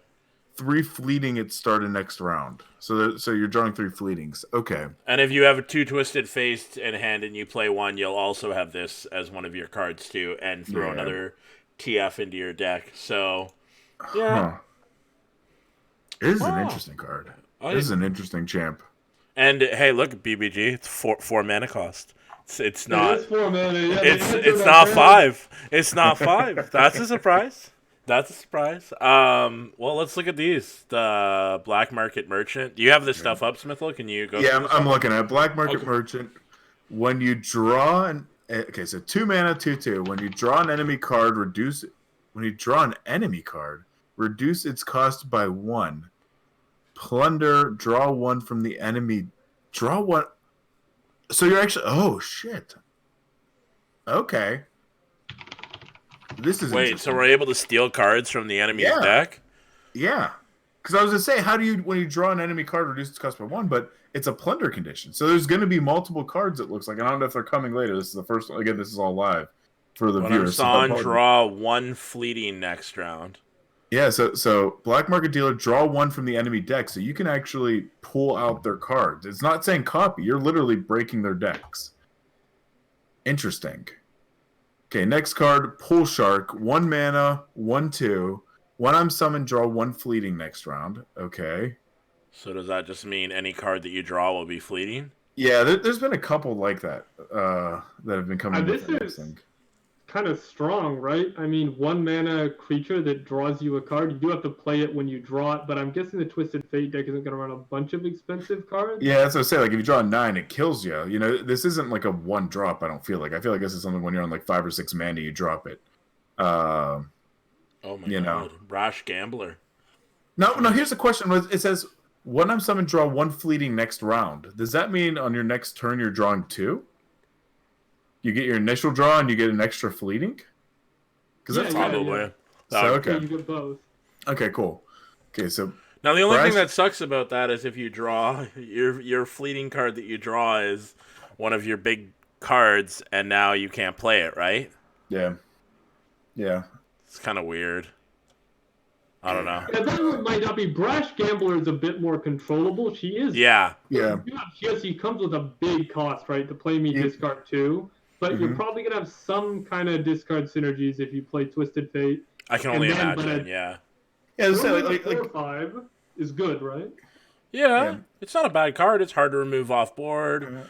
4 mana cost, discard 2, and then if you play her on your turn, or if you draw her at the end of your turn, or the enemy's turn, and then you get to open attack next turn, you get to draw the 2 cards that you discarded like right away. And they're both fleeting, which again kind of scares me to hear, but maybe there's even new stuff that we're getting if there's all this stuff about fleeting. With TF. Well, and that's the thing too, is if it's draw 2 fleeting and you get fleeting cards that don't mean anything, you can discard those. That's not so bad. Or if you played in something with like jury rigs in your deck, that's not as big of a price to pay, but it's interesting. It's different. I'll give you that. I thought Maokai was going to be super different, but this is definitely honestly different. The card apart from Twisted Fate that I'm most excited about is this Black Market Merchant, only because of what it implies of what else could be coming. Because there's no way he's the only card that's pulling stuff from an enemy deck. Yeah, well, this is going to start happening more and more. Like in card games in general, like this is a normal thing to force enemies to draw more cards or to try to make them run out of cards. Like there's been a couple of games that I really wish I could make the Karma in the deck in the mirror match draw her last 3 cards and lose the game. That would be wonderful. Because I have like 15, but I just so happen to lose and they only have 4 left. So yeah. Oh, I just think I think it's a cool mechanic. I like that. I like that card a lot. Yeah, that's exactly what's happening, Maverick. It's she costs 4 mana and she discards 2. Yeah. And then when she attacks, she draws 2 fleeting. Mm-hmm. Yep. I'm a little confused on the fleeting mechanic because we'll probably have to see it more, and they haven't really. Like, does it just mean all of your cards in your deck basically become fleeting when Pool Shark or Brash Gambler pulls it out? What does that mean exactly? And my understanding is it's pulling a card from your deck. It's just adding the fleeting keyword. Yes, I think that's 100%. Yeah, so you could basically pull out like a fleeting Ledros or something like that, Yeah, but that's mega bad.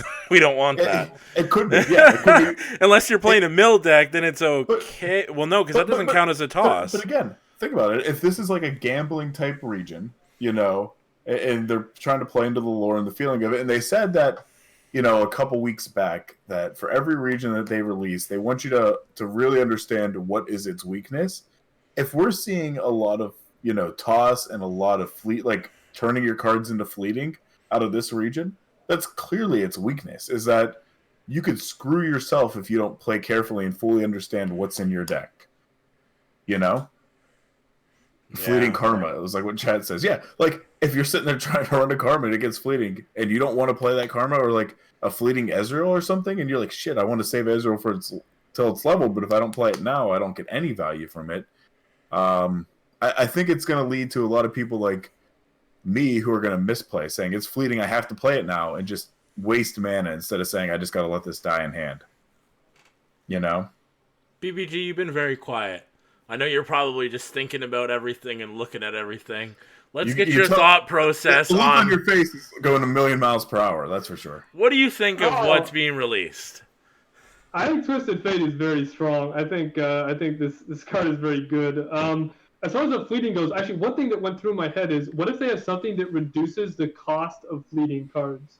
Yeah, that would be cool. Because if they have something like that, then I think that this becomes pretty good, pretty cool. Or there's a way you can remove keywords from cards in hand or something. It'd be like a new Purify, yeah. Like get that fleeting off, Yeah. I think this deck is not going to be so much on the get fleeting off. I think it's going to be like draw more cards, make more cards fleeting, play more cards. It feels like that kind of direction they're going with it. Stealing cards from enemies' decks too, right? Like, do you think that's going to play into it a little bit too, BBG? I mean, yeah, if it draws a card, I mean, there's what is the thing? Let me see if I can find the guy. It's the 2-drop, right? Who does the Black Market Merchant. Yeah, he seems like, I mean, he's 2 mana 2/2, not great on the stat line. We do like to see that premium 3 damage, right, when we play our 2-drops. But when you draw an enemy card, reduce, so it has a persistent effect. Maybe we'll see more. That's you guys are right. That's a good hint. But Plunder, I mean, if you're activating the plunder effect, this guy's quite nice. Is he I stealing doubt it's gonna karma? Could he like steal? Like Yes. he'll steal any Yeah. card from the enemy, right? He just takes top deck off the enemy deck. That's the way it reads. So you can take the karma. Yeah. You take their only Tryndamere in a control deck. That would suck. Okay. It feels like it's going to be more built around fleeting, but yeah, I mean, it's plunder, right? Anything that helps Twisted Fate level is going to be great. So, I mean, this guy definitely helps in levels. It feels like, I mean, well, it's hard to say. I mean, this is the first out of this pool. It feels like the fleeting mechanic, like drawing additional cards and turning them fleeting, seems to be a bigger part of the Twisted Fate deck they want it to be. Mm-hmm. Maybe, you know, not so much unsealing your opponent's cards, but definitely like this card seems like could easily go in it just because 2 mana 2/2, draw a card, and then it also has this persistent effect which we may or may not get a lot of use out of. Yeah, and plus it doesn't feel so bad if, let's say, you know, you play something like, oh, I don't know, Pool Shark, where it's okay, when I'm summoned, draw 1 fleeting next round, and then you get a damage in and you play this Black Market Merchant. It doesn't feel so bad if the fleeting card is the enemy's card. You know, you're not messing up your deck or your mana curve or anything like that. You know, you're really sitting there putting the damage on them of saying, look, I'm going to either play your card or I'm trashing it. It doesn't matter to me. Oh, no. That's not Pool Shark. Pool Shark is drawing an additional card from your deck. It's not saying that the next card you draw is fleeting. Oh, you're right. You're right. I was picturing the enemy card going on top of my deck. You're right. But it goes in your hand directly. It does make Pool Shark strong because a 1 mana draw 1 body is not too bad. Assuming you can play the fleeting card and make some use of it. Yeah, you're right. I'm interested to see because I feel like we're all looking at these pictures and we're all looking at these cards, and everyone's like, well, this is my opinion on this person and this is my opinion on this champ, and then we're still like realizing at the end of the day that we're missing like almost like 70 cards or something that, and we're like, what's Riot gonna hit us with? Are we actually gonna get all of the cards before Tuesday? Or is it just gonna be released? They said everything's coming out by tomorrow, right? They were like weeks back. They said by the 20th, we're slow leaking everything through the 27th. Yeah, we're gonna get gigantic dumps tomorrow, I guess. Yeah. Like it's gonna be like every 4 hours you're gonna be releasing something. Yeah, so we know we're getting at least one more champion. Yeah, guaranteed one more champion. I think we're at 4, right? 4, we need 5. 5 or 6 cards there, at least. You know, yeah, we're getting like a 70 card dump, probably tomorrow. Flying Poros? Well, they already released the Poro for this one. But the pirate one, that looks kind of like a fat pirate Poro. The fat Poro. Yeah, so...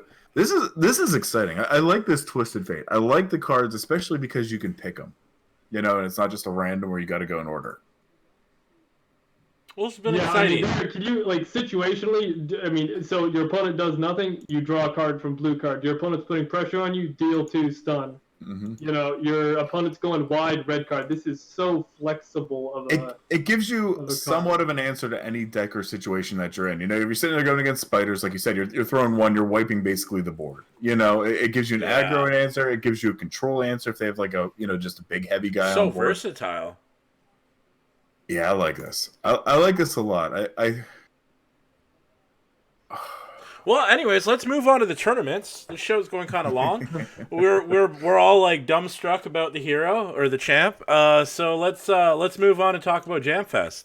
I wanted to talk about EU first. So let's bring this up. So Scalios won 2-0. Nice clean sweep.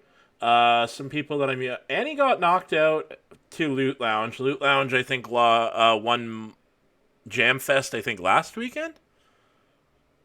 There was a Jamfest? I don't know. There was something. Zium won last weekend. Okay, I don't know. Last weekend was Monokuma. Loot Lounge won something this week, or last weekend. I don't remember what it was, but he won something. So, it was Monokuma. Yeah. I feel like I was thinking that Monokuma.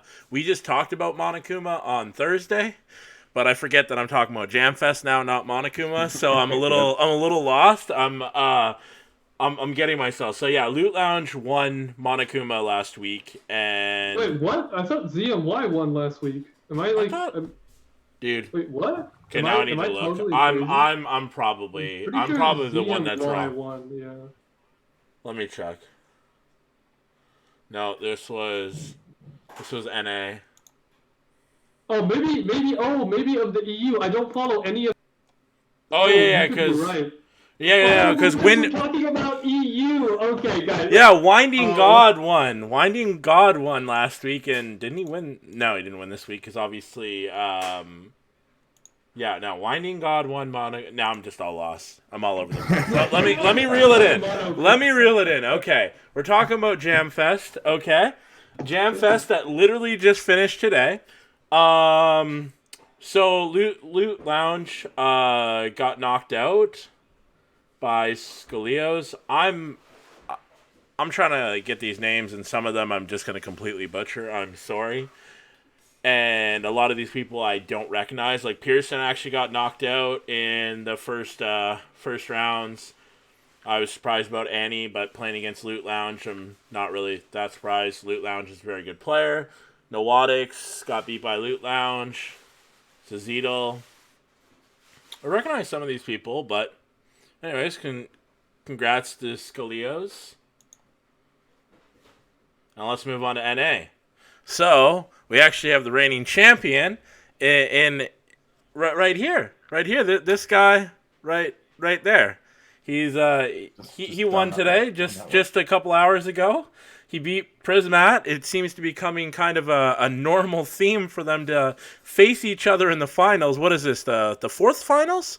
And you've won. This is the fourth finals I've made, but this is the fourth finals I've made, I think, and last of Prisma, and he did win. I think the key thing on both is I think he definitely had a deck advantage over me when we faced in the last one, and I had a deck advantage this time, and so that's what it comes down to. We basically both have a kind of a similar understanding, I think, of the tournament. You basically bring Spooky Karma to force your opponent to ban it, and then you bring Demacian mid-range and an Ezreal deck, and that's kind of the most solid lineup you can do for this style of tournaments.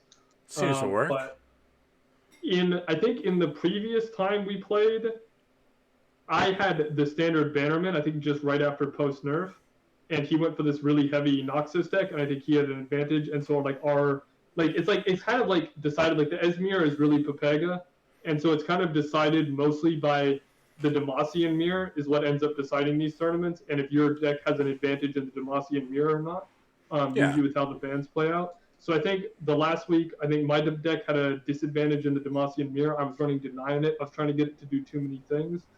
And Deny is not very good in the Demacian mirror, and it was a standard Bannerman deck, right after the nerf to Bannerman. Whereas this week, I brought a deck that was much stronger in the Demacian mirror.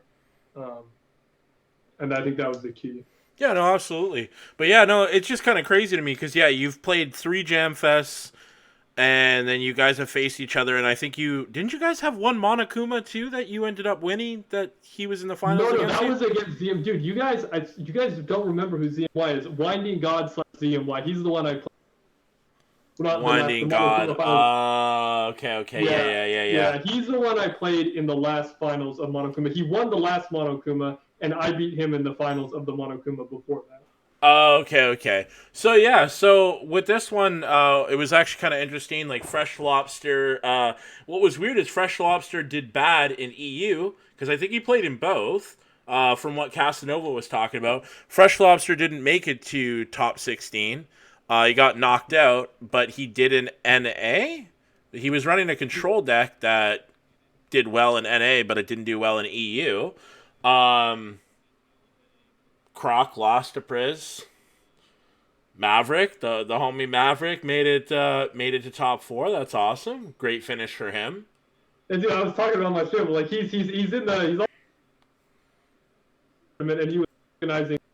Give him a shout out. He's also organizing the Maverick Tournament League, so both a tournament organizer and a tournament player. Yeah, he likes to play in his tournaments. You had a game versus Hyped. That seemed like 2-1. That must have been a long series. Can only imagine. It was a while. I lost the first game. I immediately lost. Okay, it's actually funny. I immediately lost to my War Mother's deck in the first game. I brought card for card the War Mother's deck I had brought a few weeks ago, and I think it's a really good deck. I actually think you made a great choice bringing it. The only card nerf was Skitterer, and if I was going to bring War Mothers, I probably would have brought that exact list. So that was a smart play by him. But so I instantly lost to my own War Mothers deck with Draven Ez, and then it was all on the Demacia. But luckily, I didn't really intend it to be this way, but I accidentally completely hated out Demacian mid-range with my lineup because they're not running Deny and Demacian mid-range. So I have Spooky Karma with Ruination. That beats Demacian mid-range generally. That's the matchup I think I'm least confident versus Demacian mid-range with, but it's still, I think, after playing it a few times in this tournament, I think it is a little favored for Spooky Karma, actually. Okay. If the Demacian mid-range doesn't have Deny. Ash Garen crushes Demacian mid-range because of the harsh winds. Oh, so what deck did he ban in that series? He actually banned my Ash Garen, and Draven Ez does well with Demacian midrange. So I actually have 3 decks that crush Demacian midrange, and that's how a lot of my series went, is I just 2-0 their Bannerman deck, or their Demacian, whatever version of Demacian midrange. And they wouldn't change.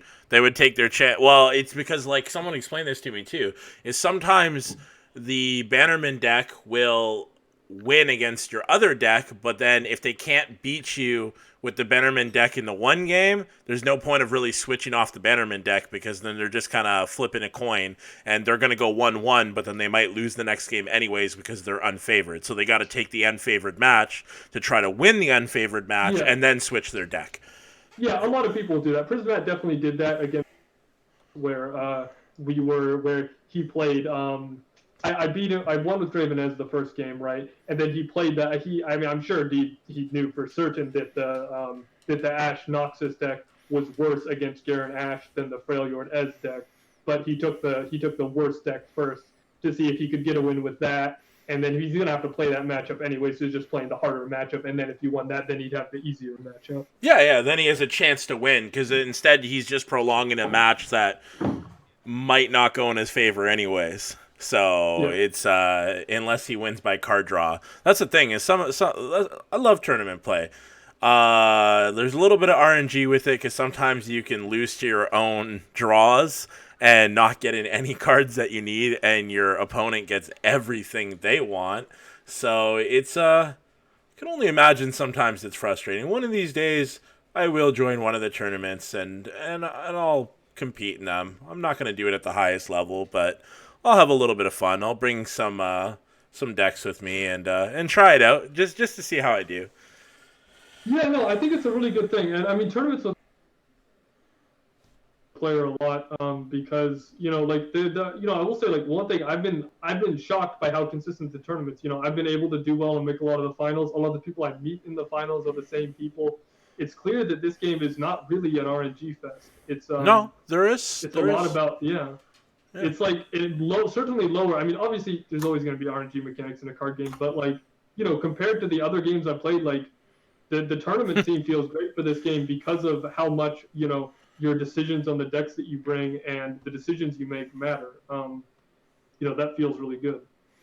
Well, that is where I would 100% feel like that's where this game kind of matters a little different. Like there is definitely a lot less RNG than I've heard of other complaints in other card games in this one. But it's mostly your thought process of tournament prepping, is bringing the right decks, bringing the right stuff that counters, knowing what is more than likely going to be ran in the tournament and trying to counter around it. So kind of just building around your tournament decks that are going to counter everything. Like, I know Magua actually did that at one point. He just literally built 3 decks that went against Bannerman and got 4th place or something in one of the Monokumas, because he was just like, all right, fine, everyone's going to build Bannerman. I'll make 3 decks that are strong against it, and they're okay against other ones, and we'll see if we'll win it. They were kind of a little memey, some of them, but he did all right. And, well, we're glad to keep seeing you on top. You're doing really, really well. You got to keep it up, and hope to keep talking about you on the tournament talk, winning more tournaments. We'll see what the new meta brings and how you do in that, because that is one thing that I'm super excited about this. That's why I miss talking about MOBAs, is because when you play games like that, when the meta shift changes, you'll start to see new players kind of come up, and that certain teams are stronger in certain metas because they can play around it. Now, that's with a 5-person team. In this, it's going to be who can adapt quicker and faster to the meta, and then in the later stage, it's going to be who just rounds out the right meta and figuring out, okay, now we've all tried all these different decks, which ones are the absolute strongest decks that we can run, and which are going to be the best in the tournament. So it's and Lobster. Okay, sorry, I was just reading chat for a second, but I'm really excited for what the meta shift's going to bring, and well, good luck in the future tournaments, and be happy to watch you do well and some more. Yeah, I hope so. And thank you guys for having me on. Like, it's a fun podcast, and like, thanks for doing it on Sunday. It's so hard for me to do other days. Oh, I know. Hey, man, no problem. Hey, we'll figure something out. We'll have to get you on again in the future with new stuff, and after you've won a super big tournament too, with some big money pools. A little bit more than being able to get yourself a McDonald's meal or something like that. It'll be kind of cool. Yeah. I hope I have some. Oh, you just cut out. No. Oh, try it again. You cut out. We couldn't hear that. Say it again. Oh, okay. Oh, I was saying that I do know there are already people who are gotten sponsors or are interested in sponsoring. There does seem to be like an interest in sponsoring tournaments. So I do think we're gonna see the tournaments in this scene grow. Already we're seeing the sponsorship of Duels of Runeterra by Team Liquid. I already know there's some other stuff coming. Yes. So yeah, I think there's gonna be a lot of good stuff coming up for the tournament scene. I think it's gonna be good. I can mildly talk about it. I can't talk about it too much, but yes, there's gonna be a tournament that's being organized by a couple of fine gentlemen, and the prize pool has already been decided on. We're not releasing that part yet. Certain people know, but it's gonna be different than some of the other tournaments out there. The format's gonna be a little different, and we're trying to bring something exciting and big for the NA and EU scene. So we'll be putting out some more information, especially after the game releases, and you guys will find out as soon as possible, because I'll talk about it on the podcast too. So, but that's basically it. I guess you can take us out there, Smithel, with all of the other stuff. Yeah, sure. So again, BBG, huge thank you for you coming on the show here tonight. I know we wanted to make sure that we had some good cards to talk about, and I feel like Riot definitely delivered.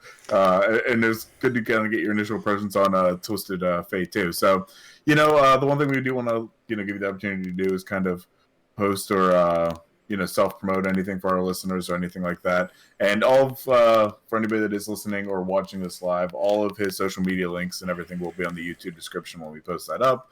So make sure you check that out too if you happen to miss it. But BBG, if people are looking to follow you, what's the best way to do it? When do you stream? What's your schedule? All that good stuff. All right, yeah. The best way, the stream is Bruised by God on Twitch. Just Bruised by God. Twitch/Bruised by God. And that's a pretty consistent schedule, 11:30 a.m. Pacific time, so that's PST, right now PDT in the winter. But so 11:30 a.m. Pacific to usually 7 to 7:30 p.m. Pacific. And of course with tournaments, I do vary that up, but most of the tournaments fall within my streaming schedule, so I keep it very consistent. And then, so that's for the stream. I do have a Discord, which you can find under my stream. It's just a link right under the stream, so if you go to the stream, you'll see the Discord. And then we'll be adding that too. A Twitter. Yeah, I just got a Twitter, and so I guess it's at Bruised by God 1 is my Twitter account. Yes, that's what it is. That's a brand new Twitter too. Literally hot off the press. So yeah, we'll have everything there. Kozer, as always, where can people grab you at? Kozer88 for Twitter, at twitch.tv Kozer_88 and YT Kozer88. And before Smithel does all of his stuff, we did want to thank everyone for us hitting our first milestone of 100 followers on Twitter. We greatly appreciate that, and we actually just hit affiliate on the Twitch channel too. So we greatly appreciate that. We'll be filling out all the forms and getting that all ready. That's something that Smithel needs to do, and if you guys want to subscribe or anything like that, you'll be able to in the future. Oh wow, Maverick is literally posting all of your stuff. Let's go. He posted it all in Twitch chat. There we go. Actually, thank you, Maverick. You let Discord link to and put it in the notes. That way we have it.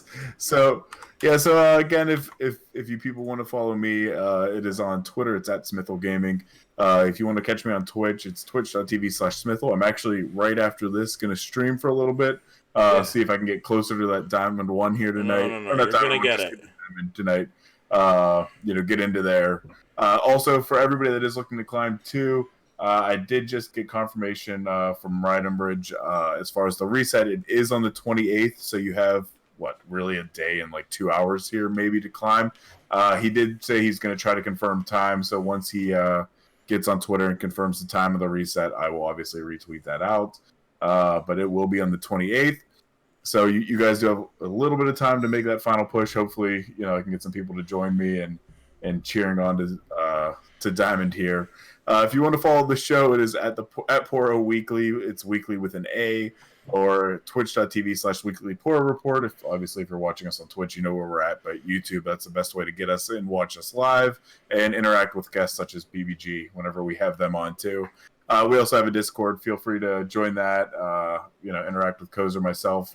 Let us know what you want to see on the show. If you want to see any kind of guests that you want us to reach out to and try to bring on, that's a good way to do it too. So, but other than that, again, BBG, thank you for being on the show. Hopefully, we can have you back sometime. We hopefully didn't drive you too crazy here, but it was an absolute honor, man. Yeah, it was good talking to you guys. Thank you for having me on. And I in the future, if we can come up with a time that works for us both, I'm definitely interested. We'll make it happen. That's awesome. That's awesome. So one thing I forgot to add, Smithel, I forgot to put in the notes. I did get confirmation. I've been asked by a couple people, and it was a big confusion in the Masters Discord. If you haven't finished your regions road, any of your region roads, don't open them. You can save them, and you can open them on Tuesday. So do not open them. Wait. They will not reset, and Riot Umbrage said that they will not be resetting that. So they're clearly going to have something else in the future decided. Like maybe they'll do a seasonal thing. That's what someone was telling me, that I think when you finish, because I haven't opened up all my crates, I think when you finish there's something that says about season, or either someone data mined some information or something like that. Yeah, and that was my big thought process too. So it's kind of good to kind of know that information. So I do appreciate you obviously bringing that up here for people to. Yeah, I got to connect. It seems like. Well, no, just sometimes. He'll answer my questions when I have specific ones about that stuff. And I guess the last part is Masters Discord is completely open now. Anyone can join. Anyone can read all of the text. You can't, unless you're Masters, you can't type in it, but you can add emotes and you can read everything that the Master players are talking about. Most of it's pretty memey as of right now, but they'll start getting a little bit more serious as the season progresses, because you got to remember it's been stale for about a month right now in the current meta, though with minor decks coming out every here and there, but it's going to definitely get a little bit more serious soon. So just join the Discord. There's a little thing you need to read. Once you click it, you'll become an apprentice. If you are a Master player, you are welcome to join. You just have to show proof of Masters, then you'll be in. It's a lifetime guaranteed thing. We will not be removing your Masters any seasons down the line. You're always going to be in the Discord. So just something to think about. I'll be posting a link in the description, so if you guys want to join, you're welcome. Awesome. Yeah, well, with that, I think we'll wrap it out here. So again, thanks guys, and we'll catch you guys all next week. Have a good one. Take care, everyone.